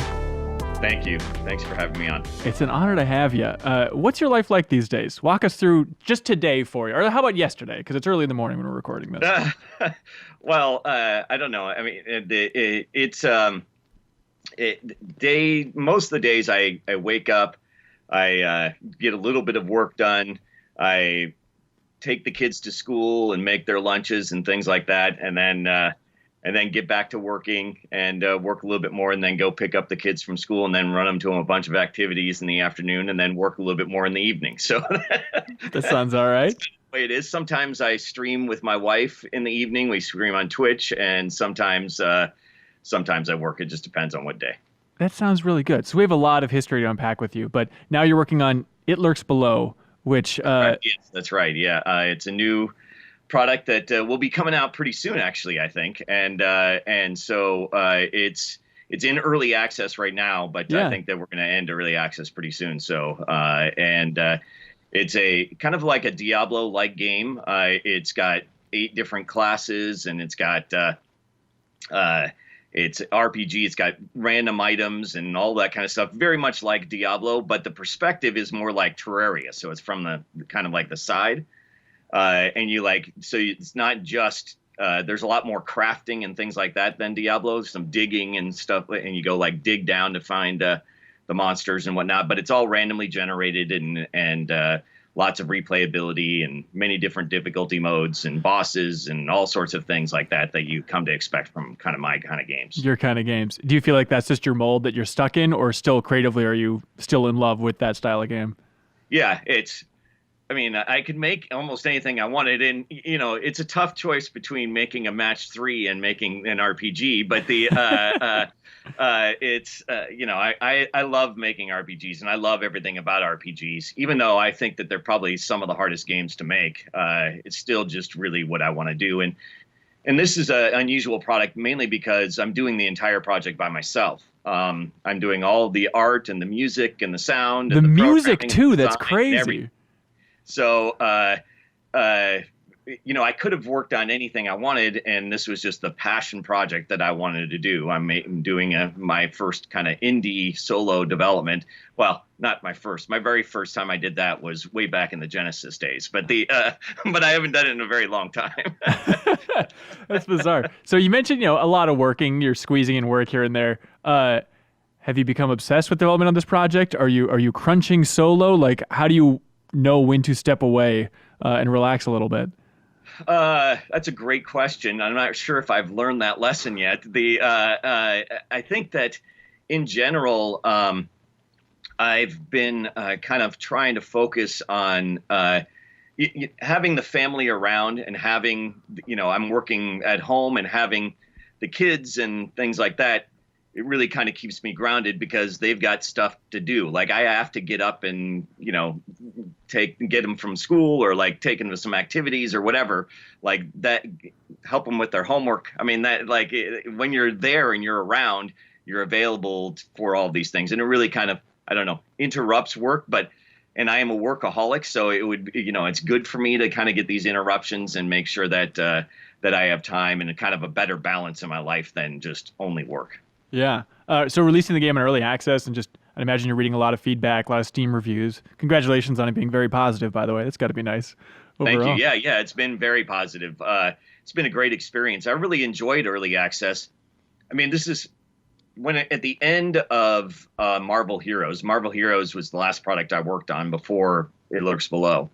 And when it came out, it was not very good. And we had some problems and stuff. And we kind of buckled down and invested in the community and communication. And I started streaming the game on Twitch almost every night and getting feedback from the community and really kind of interacting with the community to improve the product. and we made promises saying, hey, we'll deliver, we're going to change this, we're going to do these kind of things.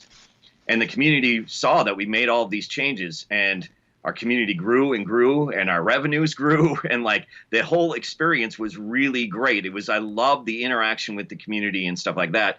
And so when I was doing this product, I was thinking about going to early access. Should I go into early access? Should I not? I didn't know. I was kind of debating. And I went to GDC, a year ago, a little over a year ago, and talked to some of my friends that had done early access because I had never done it before.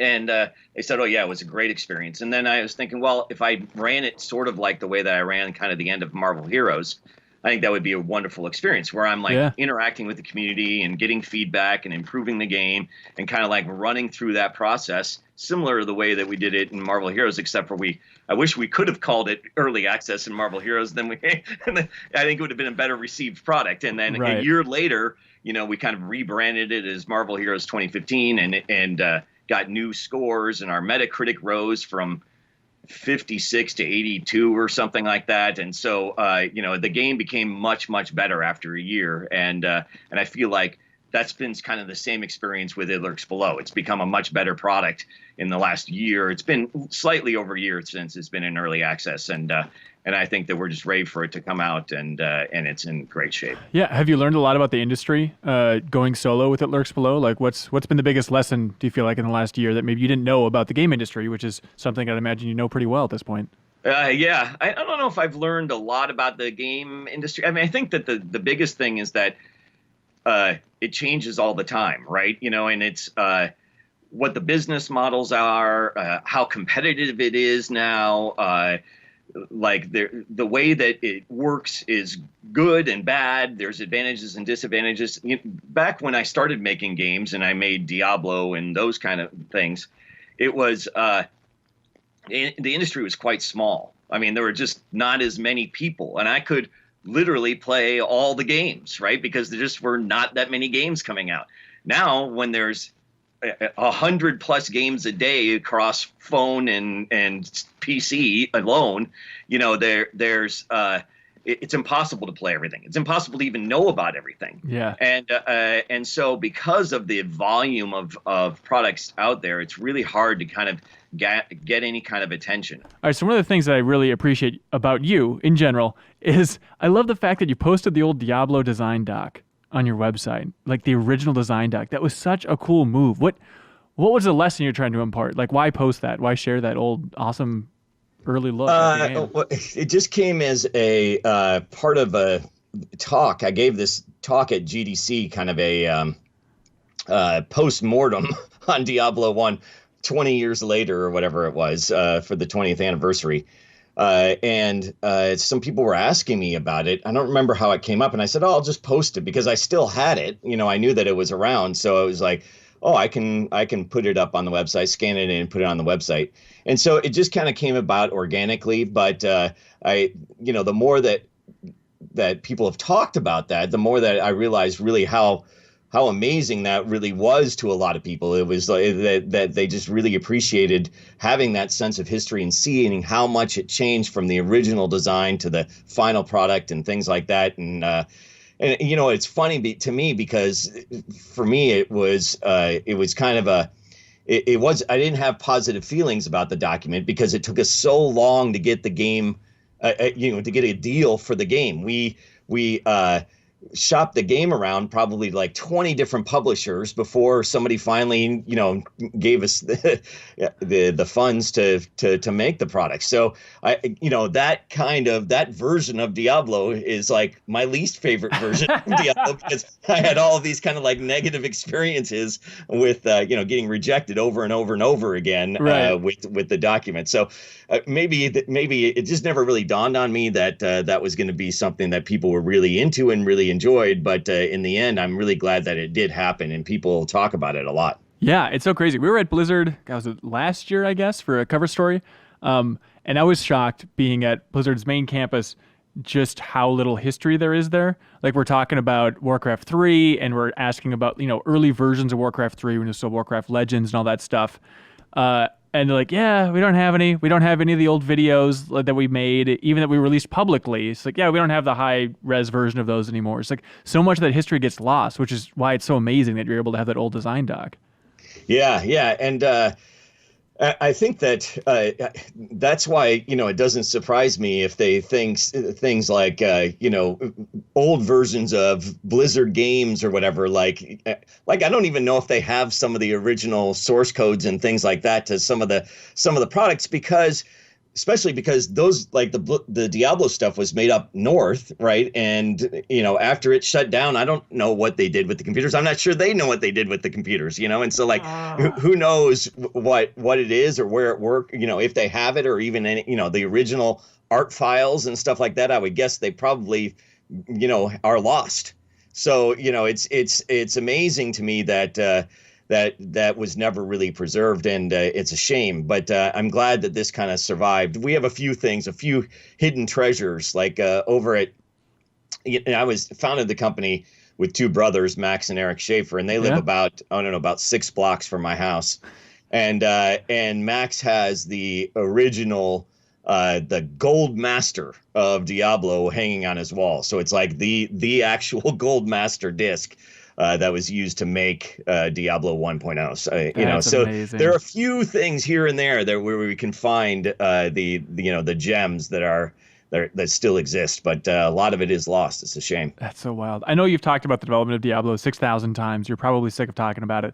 Is there anything that you reflect on from that era? Anything that, in the shower in the morning, you still think about, like, yeah, that was really interesting how this popped? Like, what stands out to you about that era that you find yourself thinking about more often than not?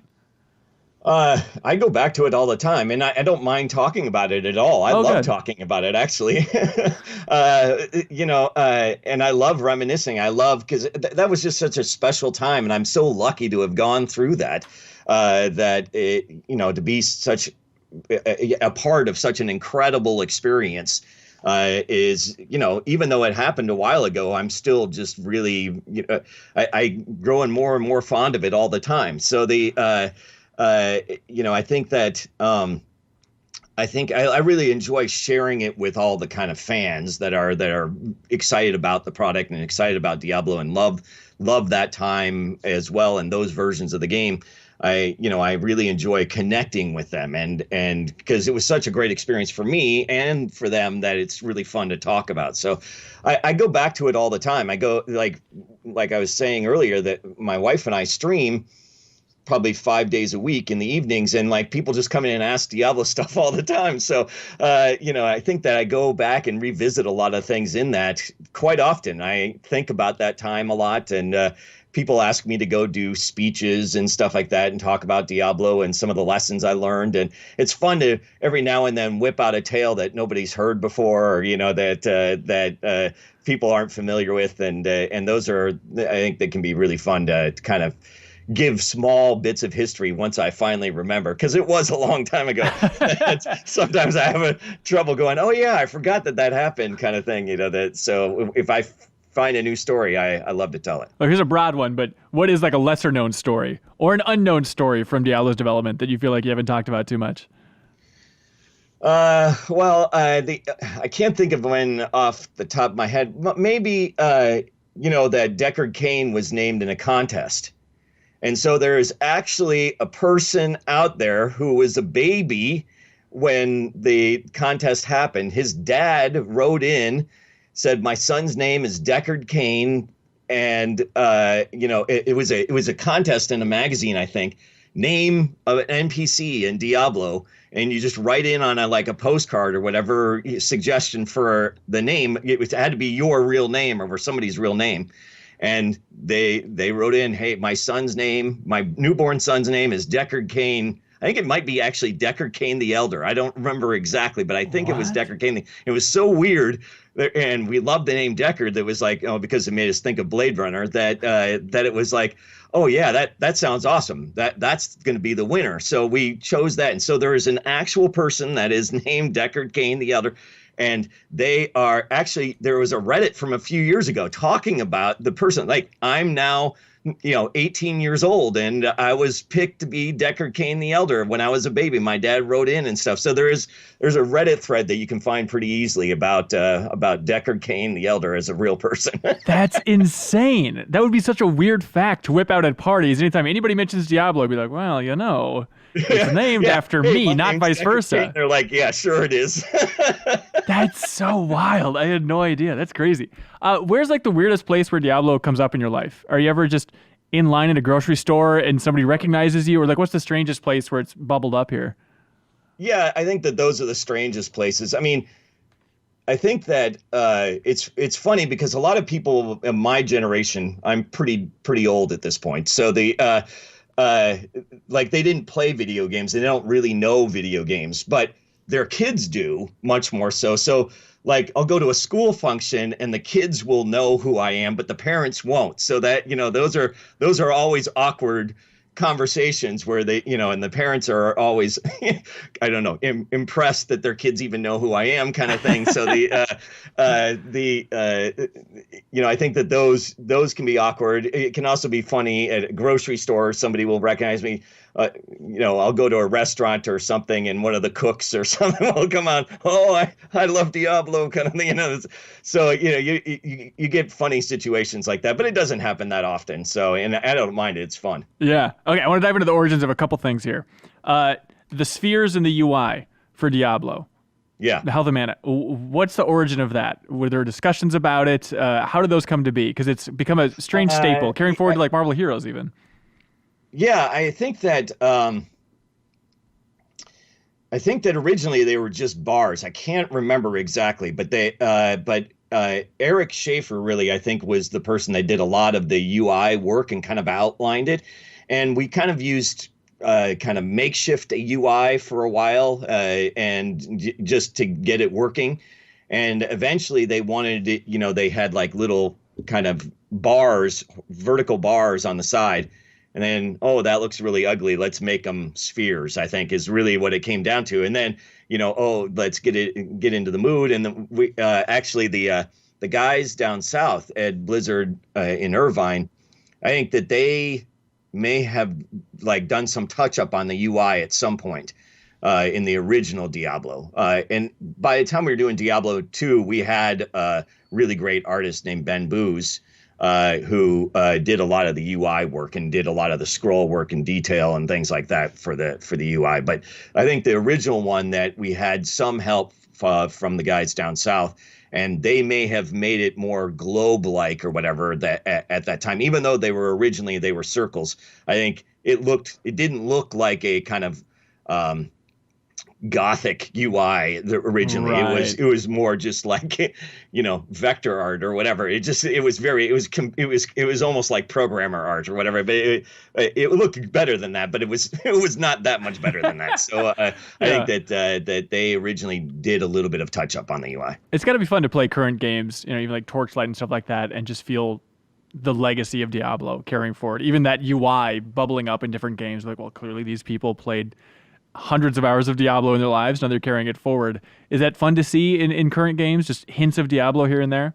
Yeah, absolutely. It's super flattering. There's a lot of stuff that in games I've made that I see other people use the same kind of ideas. I mean, you think about things like there are so many incredible inventions basically out of Diablo. The exclamation point over the head, that like that is yeah. Whatever you want to call this action RPG genre or whatever, like that was the first one, and that like having real-time combat was was an unusual thing. Being able to play free over the internet was also like unheard of at the time. There's just like so many incredible things that came out of Diablo. Skills trees. There weren't a game. Diablo 2 is the first game with skills trees. And, things like that are just really? Unbelievable inventions. I never even thought about that. It's seriously skill trees that were invented for Diablo 2? Yeah. That's insane. That was so another impressive. one of my shower ideas. The showers are long and good. What about loot rarity colors? Did you guys take that chart from anywhere, or was that invented in Diablo? That was it was really that came from a game called Angband, which was back in college I played a lot of roguelike games, including Rogue, which is where the term roguelike comes from. And there are like kind of different versions of this, and there was a token themed ones that that was like had hobbits and elves and dwarves and things like that. And it's like Moria, right? Yeah, and you make a character go down and fight monsters and stuff. And they had kind of like they had a version of it called Moria, and then there was somebody else made a version of it called Moria, and then that changed into this game called Angband. Anyway, so Angband was a game that I played like literally thousands of hours of, and it was really kind of the game that Diablo was based on. I wanted to take kind of Angband, that original game, and like make a modern version of it, because it was an ASCII game, right? You were the @ symbol, and you were attacking the letter K, kind of like, and the dungeon floors were periods, and the walls were hashtags, and that was like that was what the game looked like. It was just all letters. But there were different random items that you could get in the game, and they had different colors. So if you found a rare one, the text wasn't just gray. It was like, it was blue text, and that meant it was like magic. And so there were some color variations to the text. Yes, we had color text back then. This newfangled colored text stuff. And so the idea came from that. But I mean, we kind of expanded on it, but that originally the idea came from Angband. That's wild. I had no idea. So somebody wrote into our podcast last week talking about, hey, how come I'm hearing so much about crunch these days in the game industry? Like, I don't get it. Did it just not exist back in the olden days? Do you have insight into that, into how hard Blizzard was crunching back in that era? Oh, God, I remember it well. Yeah, we crunched a lot. And, I mean, we knew we were crunching. We knew it was bad, but we did it anyway. And actually, the last year of Diablo 2, I worked every day except for 2 days before the launch, for a year before the thing. And I averaged probably 14-hour days. And it's just all from passion. It's not like someone's cracking a whip behind you, right? No, of course not. I mean, we could have downscoped the size of Diablo 2. It would have been just fine, and we could have just shipped it early. But the crunch started earlier because we thought that we were going to make Christmas. And we really wanted to make Christmas. And we knew we were behind schedule, and we needed to finish up the game. So we were working, trying to get there. And then right around November, we realized we just weren't going to make it. Though I was in denial. I thought we could still make it. And then, Mike Morheim called me up, and he's like, yeah, you guys aren't going to make this or whatever. Stop killing yourselves. This is going to be another 6 months, and we're just going to push it out till then. And I said, oh, no, I still think that we can do this. I'm pretty sure we can do this. And eventually I relented, and it turned out it did take another 6 months. So I think that, that it was not a good thing, though, because after the end of Diablo 2, I was super burnt out. Like, being able to, doing all of that work, it cost me relationships in my life. It was a bad situation and a bad time, because even though I loved the product Diablo 2, it cost me a lot, personally. And so I think that I'm trying to have a better balance. And I think it's okay to I think that there are some advantages and disadvantages to crunch. Having crunch every now and then can really bring a team together and have it like bond over something and really work hard and focus and things like that. And there's a lot of advantages. You just can't make it happen for very long. Like, and a crunch of 2 weeks is a lot different than a crunch of months and months and months or years, right? That is a bad idea. And so doing something little sprints where we're going to work real hard and real focused on something for a few weeks, I think can bring people together, but you just really need to be careful and limit it as much as possible. Right. And I think that mentality is kind of going away, and people are like, I'm going to zero crunch or whatever, which that's fine. It works for people. Some people, it doesn't work for some people. For me, it works. It motivates me. It makes me focus. It makes me eager to be the best I can be. And so for me, personally, I don't find crunch as a dirty word, other than I just don't want it to go on very long. Right. But I think that other people are like, that's just not I can't do that. And that's fine. I get it. I think it's up to individual people to decide whether or not they can do it or not. For me, it really works. That's interesting. I mean, it's got to be tough when you're the CEO of a company and you're thinking like, well, crunch in limited stints, it's an interesting, almost helpful way. Is that a challenge then to communicate that, or when you're running Gazillion, was it like we just? No, can't I think that it is a challenge for sure. I think that I think that people again, I think it's gotten such a bad rap because it has been abused basically in the past. It helps a little bit that some people are paid hourly in the video game industry. So they will get bonus pay for that time that they are crunching, which some people are like eager to do that. Like, hey, I'll take a little bit of extra money and I'll work a little harder for the next few weeks because, I'm going to get compensated for it. Really, it starts to kind of like, and also, maybe if you're an owner in the company, you also are going to get compensated in theory for this extra hard work. It's the people that are kind of in the middle that are like maybe salaried employees that you're just asking them to have extra hours and take time out of their life.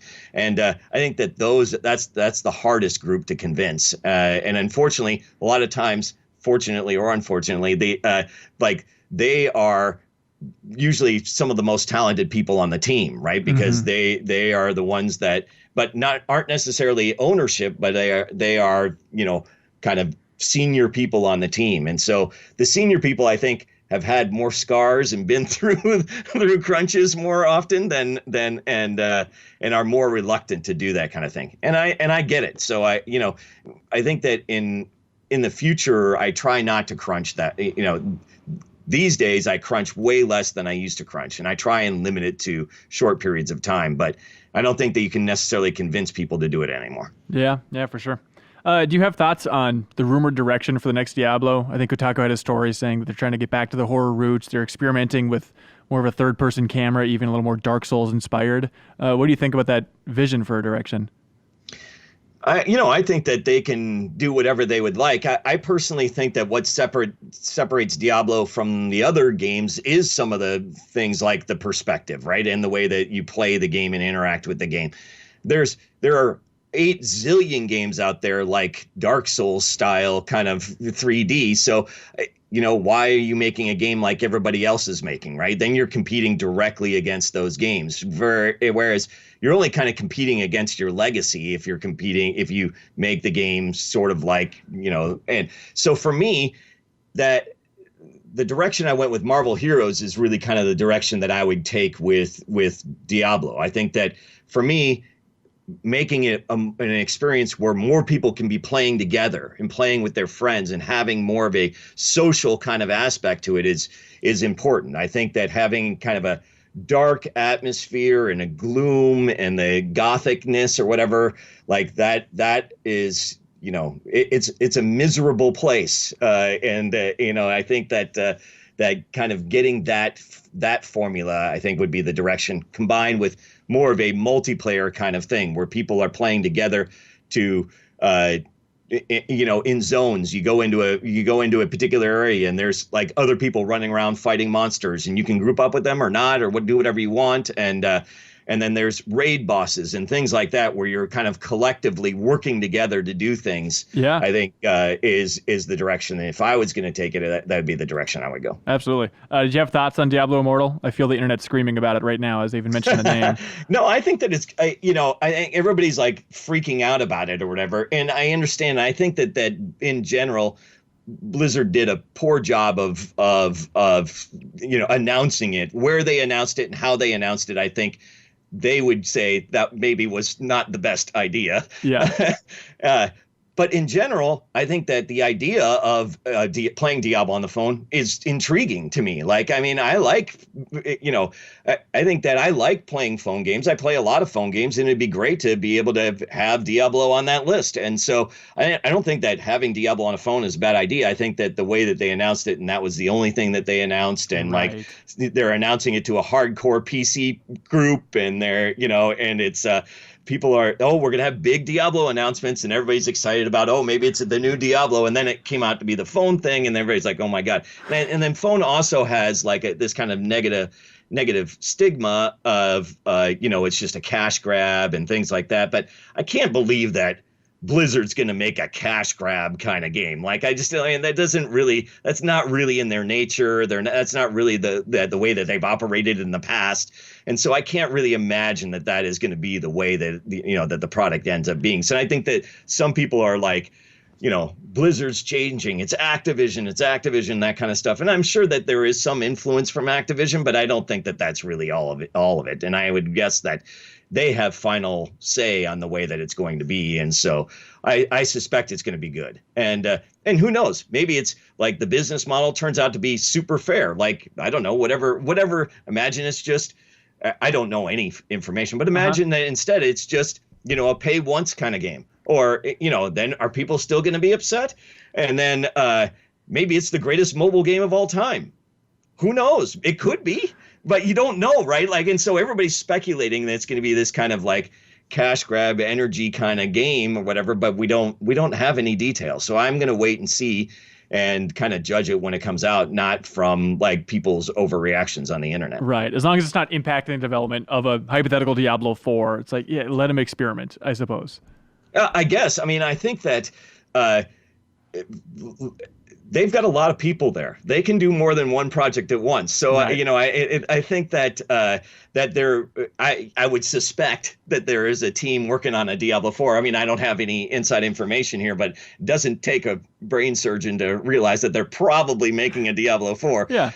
But, they can make multiple products at the same time. And they have for years. Like, they're making Hearthstone expansion, and they're making a World of Warcraft expansion, and they're making a StarCraft remaster, and they're like, like these things were going on, right? And so they're perfectly capable of making more than one Diablo project. So. Yeah, especially when they're working with, was it NetEase that's actually developing the phone game as well, so it's even less manpower within Blizzard. And all so that they maybe need even less people or whatever on a product like that. They just need like a core team of maybe some design people or a producer and a few things like that, and then maybe a small team like 5-8 people or something like that, and you could be done. So that seems to make sense. Yeah, for sure.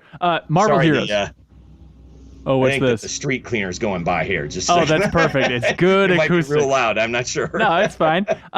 We should dive into Marvel Heroes here. What is the first you heard about that project bubbling up?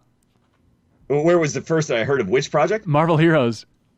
Marvel Heroes. This was right at the end after Flagship Studios fell apart. After I did Hellgate London with the Schaefer's and a lot of Blizzard North people.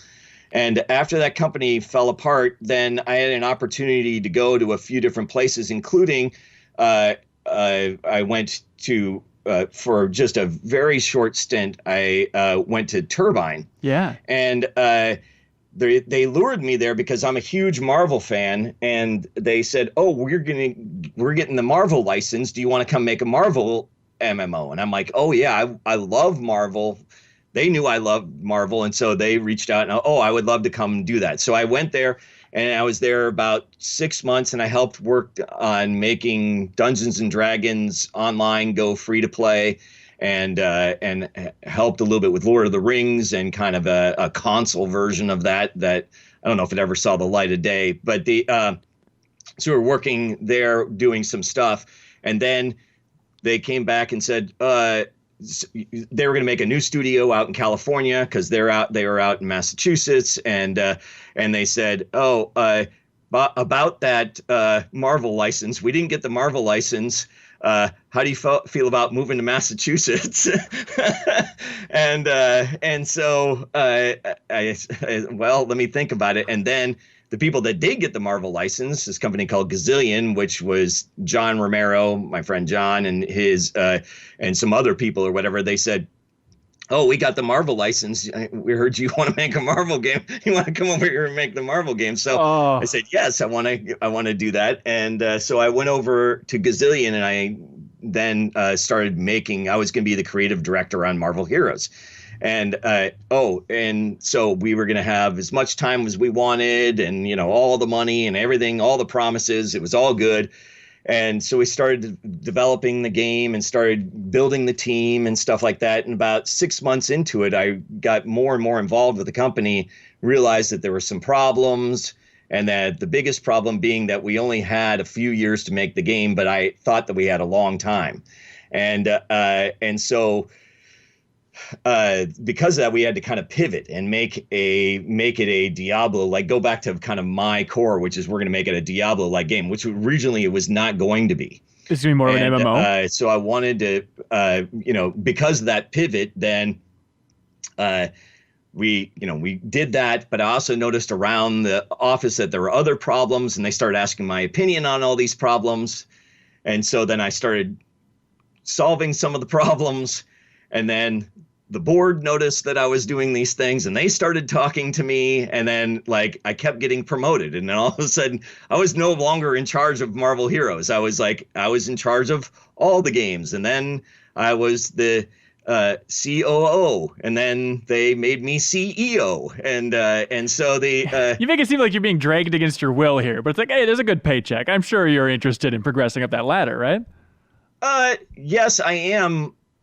But not because of the paycheck. That's not really my motivation. My motivation is more that I wanted to make sure that people had jobs. For me, it was about saving as many projects and creating as many jobs and saving as many jobs as I possibly could.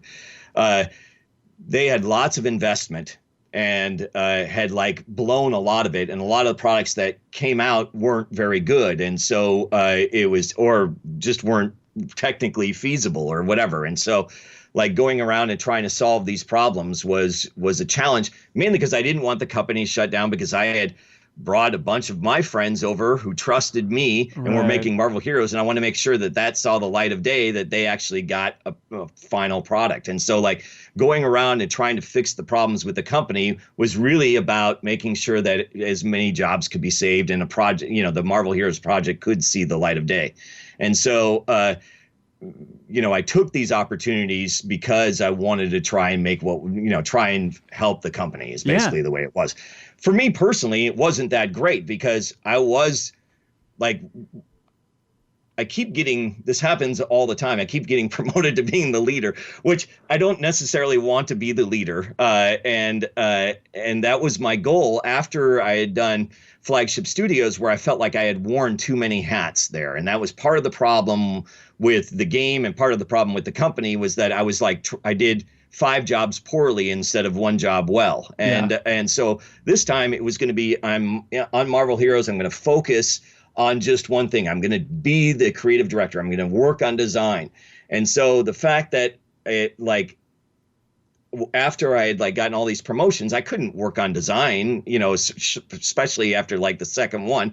I just couldn't. There were too many other big problems with the company. And as CEO, I'm literally spending all of my time going around getting, talking to investors and things like that. I mean, you're a businessman. You're not even making games. And so the getting that, going that direction wasn't really a passion. When I was a kid, I didn't say, someday I want to be a CEO, right?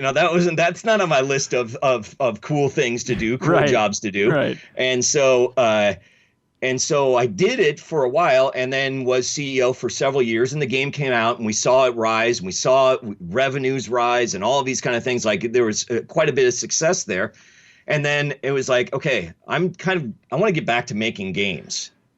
And so that is why I left eventually. It was like, I'm not making games anymore. I want to get back to what my passion is, which is actually making products. Yeah. And maybe I went a little extreme doing a solo indie game, but I'm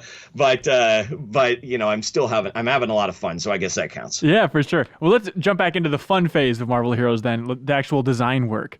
Was it really just you walking into a room and being like, all right, let's go full Diablo here. Let's go. Or what were those early discussions like? What stands out to you from that time?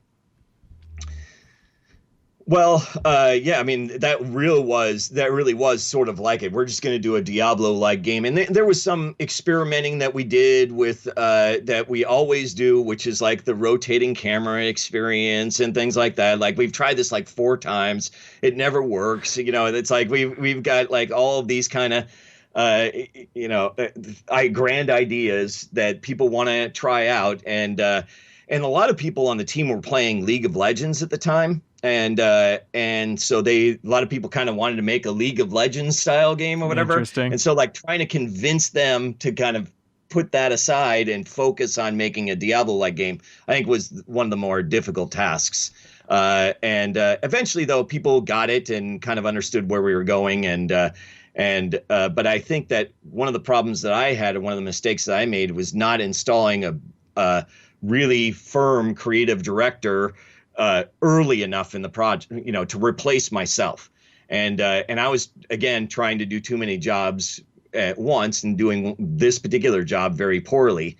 And so I think that the project suffered, or kind of like languished. It didn't really get very far, while I was like also trying to be COO of the company and things like that. And so eventually I put a creative director in, but it was almost too late. And there were so many things that needed to be changed. And there was some like fundamental technology that was written incorrectly to make it kind of be a Diablo game. So like going back and repairing all of those things and fixing all those things took quite a bit of time and energy.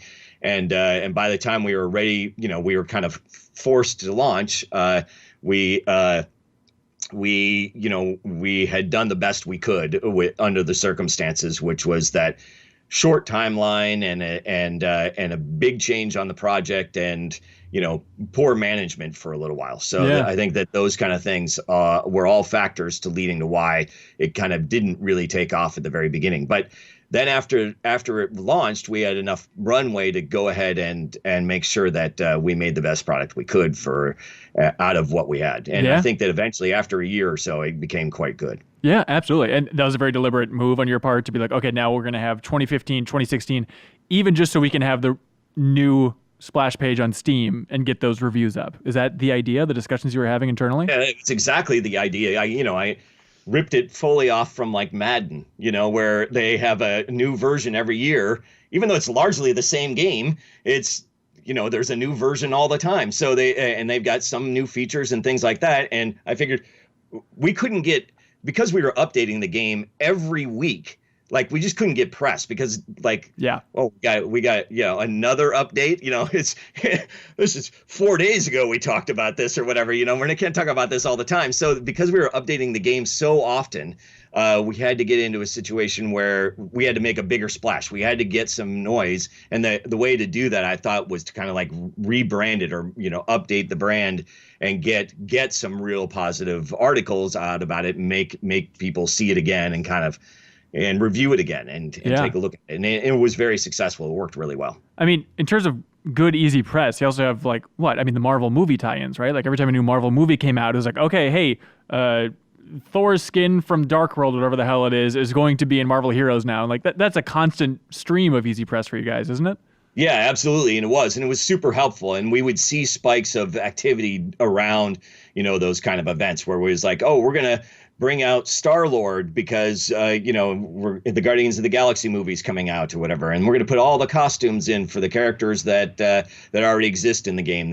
Rocket Raccoon gets his Guardians of the Galaxy costume and stuff like that. Like, we knew which movies were coming up and stuff. Like we had the kind of the scoop from Marvel. So we kind of planned ahead of time which characters would be ready for the, when the movie releases were going to be and stuff. So, it was, and then we would get source material from Marvel. We would actually use the actual models like that they would have for specific things. We could use the actual models. They'd have to be down-resed and stuff like that, but we could use the actual models that they had and stuff for the game. So it was really kind of cool to be able to get some of the materials from Marvel and make an experience that we felt was kind of tied into the movie. And we would do new little zones and events and stuff like that would tie into the movies. And it was a great fit. It's just that I think that in general that it's tough to kind of do a superhero game. I think that in general, most gamers don't want to play a superhero game. It's really strange to me that superhero games are not as successful as many other genres. Like a first-person shooter is going to sell infinitely more than a Marvel movie game, but yet Marvel movies are like the most successful. Well, isn't right? it just? It's really strange to me that gamers don't want to play Marvel games, but they'll go see Marvel movies. I don't know why that is, but that is the way it is. Partly just a matter of quality. We've been conditioned to see licensed tie-ins as crappy, but you look at like Insomniac Spider-Man, it broke records sales-wise, you know, or like, Rocksteady's Batman games. Like if that quality bar is hit, then people are more than happy to jump in and play those games. Right. Yes, I agree. But in general, I think that superhero is a genre that just is not as appealing as maybe fantasy or sci-fi or things like that. That's interesting. So we talked to Raven last week about designing the first Marvel Ultimate Alliance, and of course they talked about how inspired they were by Diablo and looked at Diablo so much when designing those games and X-Men Legends and stuff. When designing Marvel Heroes, did you ever go back and look at the Ultimate Alliance games? Of course, I played a lot of them. I mean, I played all of them. In fact, we had some of the team members that worked on those games. Oh, wow. So okay. I think that, they were big influences in what we were doing. Absolutely. I mean, it wasn't just Diablo. It was also what did they do? Because the games were so similar in style and playability that it was something that we really wanted to. We wanted to kind of capture that spirit because there was no Ultimate Alliance on the horizon at that time. It was like we wanted to kind of make a spiritual kind of successor styled game to that and kind of cross it with some of our RPG-ness from Diablo. Yeah, absolutely. What was like the biggest lesson you think from Ultimate Alliance? The biggest do or the biggest don't? Well, I think that the biggest thing for me was like the number of characters that they had, right? We wanted to kind of capture that same kind of experience. We wanted, instead of you working on like having 8 character classes or, 6 character classes or whatever the number is, we wanted to have 40. We wanted to have 50, right?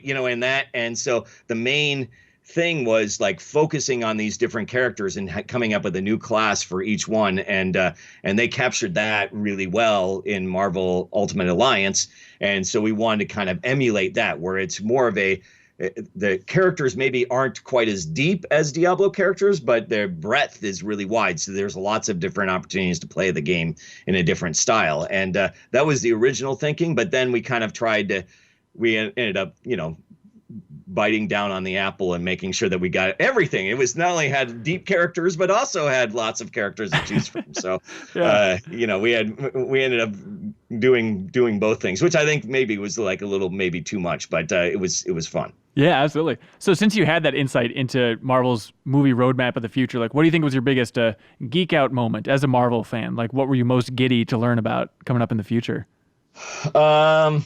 Well, at the time, I think that, it wasn't really, there wasn't very much information on the Guardians of the Galaxy movie. And that I loved Guardians of the Galaxy, and I loved some of the stories that they had, like Annihilation and things like that, where they're the cosmic kind of roadmap. And I love those books. And so I was really keen on those.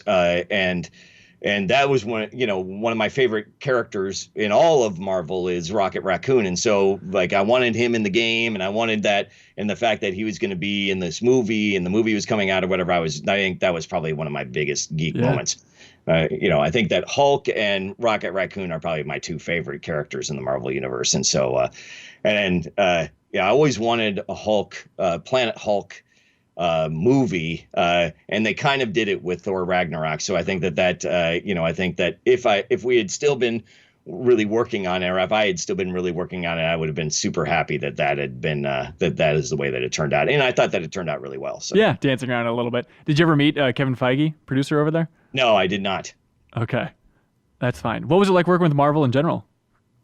It was good. Our experience was great. I had worked with I had done a comic license very early in my career, where and in fact that is where Silicon and Synapse and Condor had met, and we became Blizzard. They, because they were developers too, and they were working on a Justice League Task Force game, which was like this, Justice League, which is Superman, Batman, Wonder Woman, etc. It was a kind of a Street Fighter clone. Where you played, you had the face off in a fighting game between Batman and Superman or whatever, and we were doing the Genesis version, they were doing the Super Nintendo version. We didn't know that there was a different version of the game. And so we show up at this is before E3, so we'd go to CES, the Consumer Electronics Show, to show off video games. And so we went to CES, and lo and behold, there's a different version of the same game made by a different development company. So weird. We didn't even know. And what was weird is that they were strangely similar, and that that really kind of made us connect, that they looked the same and things like that. But working on that license was, I think, in general, not a super positive experience for me, and I kind of vowed at the time that I wasn't going to do it again. And it came down to things like, for instance, we sent in the sprites for approval for Superman. And it's a fighting game where you either punch or you kick. And the response back from DC was, Superman doesn't kick. What? We're like, wait, what? And he doesn't kick. And we said, well, yeah, he does. And we'd brought out some comics and showed where he was kicking people, and they're like, yeah, it doesn't matter. He's no longer kicking. And so we're like, well, what are we supposed to do for all these moves where you're supposed to kick? And so we ended up having to have him, instead of kick low, he has to punch low and things looks so we had awkward. and so it kind of ruined a lot of the feeling of the character, as well as just kind of the aesthetic of the game. And they part of the strategy, it's kind of almost a baseball strategy. Is it a fastball, or is it an off speed pitch? Is it a kick, or is it a punch? Yeah, of course. The strategy from the game was kind of gone without him being able to. So I didn't like the fact that they were kind of dictating the gameplay when they didn't know anything about games, and we're just saying Superman doesn't kick.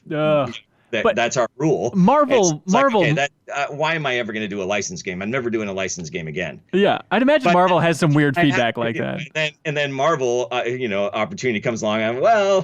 It's been a long time. Maybe we'll try again. And so, and it was a much better experience this time. There were not, there were some things that they were kind of, they said we can't do and stuff. And it was mainly political internal reasons, where they were having disagreements with other companies, or maybe the license holder, and so we couldn't use these characters or do certain things, and it was kind of understandable stuff, not really unreasonable. No, we're just not. He's not kicking this year, kind of thing. So it was much easier to get information flow back and forth and stuff, and much more pleasant process. So they were very particular about costumes and stuff like that, but that's very reasonable. I mean, it's their IP, and they should make the characters, make sure that they look like they're supposed to look. And so I thought that the interaction between them was pretty positive. Wow, that's shocking. Yeah, they seem very particular overall. And I've been thinking a lot lately just about kind of the conservative nature of bigger companies like a Blizzard or like a Marvel, and it can be frustrating to work with them sometimes, right? Where it's I can't believe they care about these tiny details, or they have these rules. But at a certain point, it's well, there's a reason they're that big, right? And they have to have this aggressive policy in order to maintain their hold on society. Is that the overall takeaway that you got to as well? Yeah, I think that, we knew that it was going to happen, right? And so as long as you know that they're going to come back, it's their job. their job is on the line. And for a person that's doing this, it's they don't get in trouble for saying no. They only get in trouble for saying yes. Right. And so they have all the motivation in the world to say no.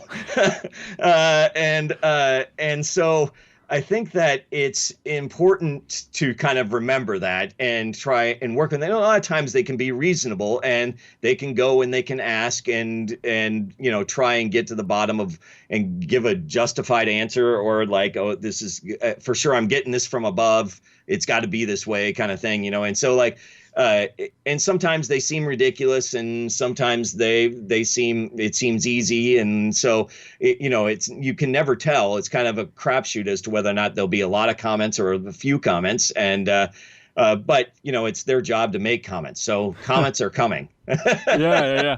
What did you learn to appreciate about Marvel throughout all your years working with them? Was there a lesson at the end where it's like, I didn't appreciate this aspect before, just from the outside? Well, I didn't really understand kind of the way that Marvel existed, and I think that I found that it was much different than I imagined it would be. That there were very few creative people, and mainly it's kind of, this is a little bit of an exaggeration, but not that much. Is that like there's a lot of lawyers that work there, and they contract everybody. They work in we've got these ideas and these concepts, and so we're kind of protecting them and doling them out slowly, and people can use them in specific ways or whatever, but we're going to be much less about the creative development of those things and more so about protecting this IP and exposing it in a way that makes sense for the future. And so it's a very different way of kind of working than like making a game studio or something like that, where the game studio, it's all about making their own IPs and actually working on them and making the world and the history and the game and all these kind of things. Like there's a team that's doing that and they're in control of it.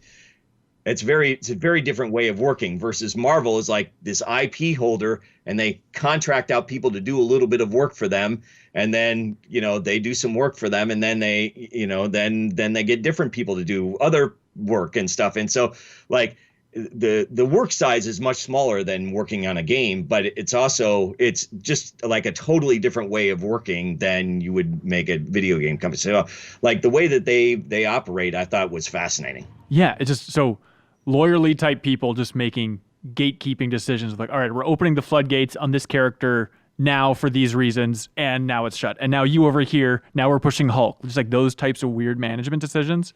Yeah, that's mainly what it's like, I think. And, there is some there are a few people that are creative and working on the creative part, or like, where do we want to take the Marvel universe and what's the plan or whatever.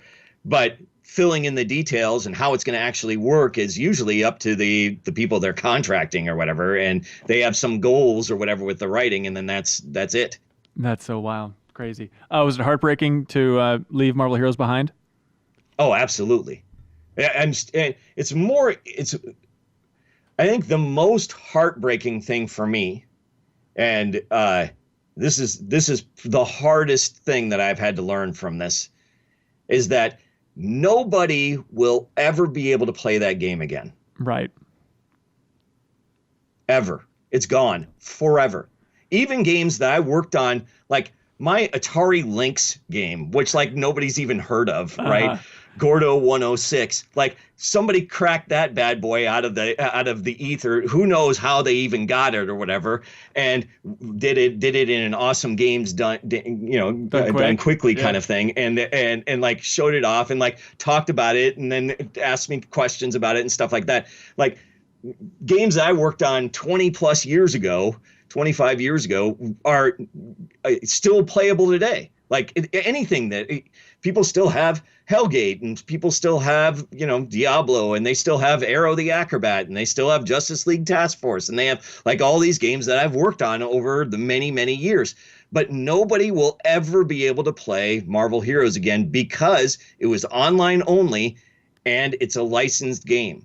And because it's a licensed game, like Disney/Marvel isn't going to allow servers to be up for it, illegal servers. They're going to shut it down in a heartbeat if there even was such a thing. Yeah. And so nobody will ever be able to play something that I spent 7 years of my life on.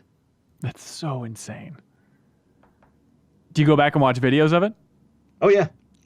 And people are heartbroken all the time. We get lots of people that come in the stream and say, it just sucks that we'll never be able to play that again. And people are always looking for, how can I play it? What can I do? And there is nothing.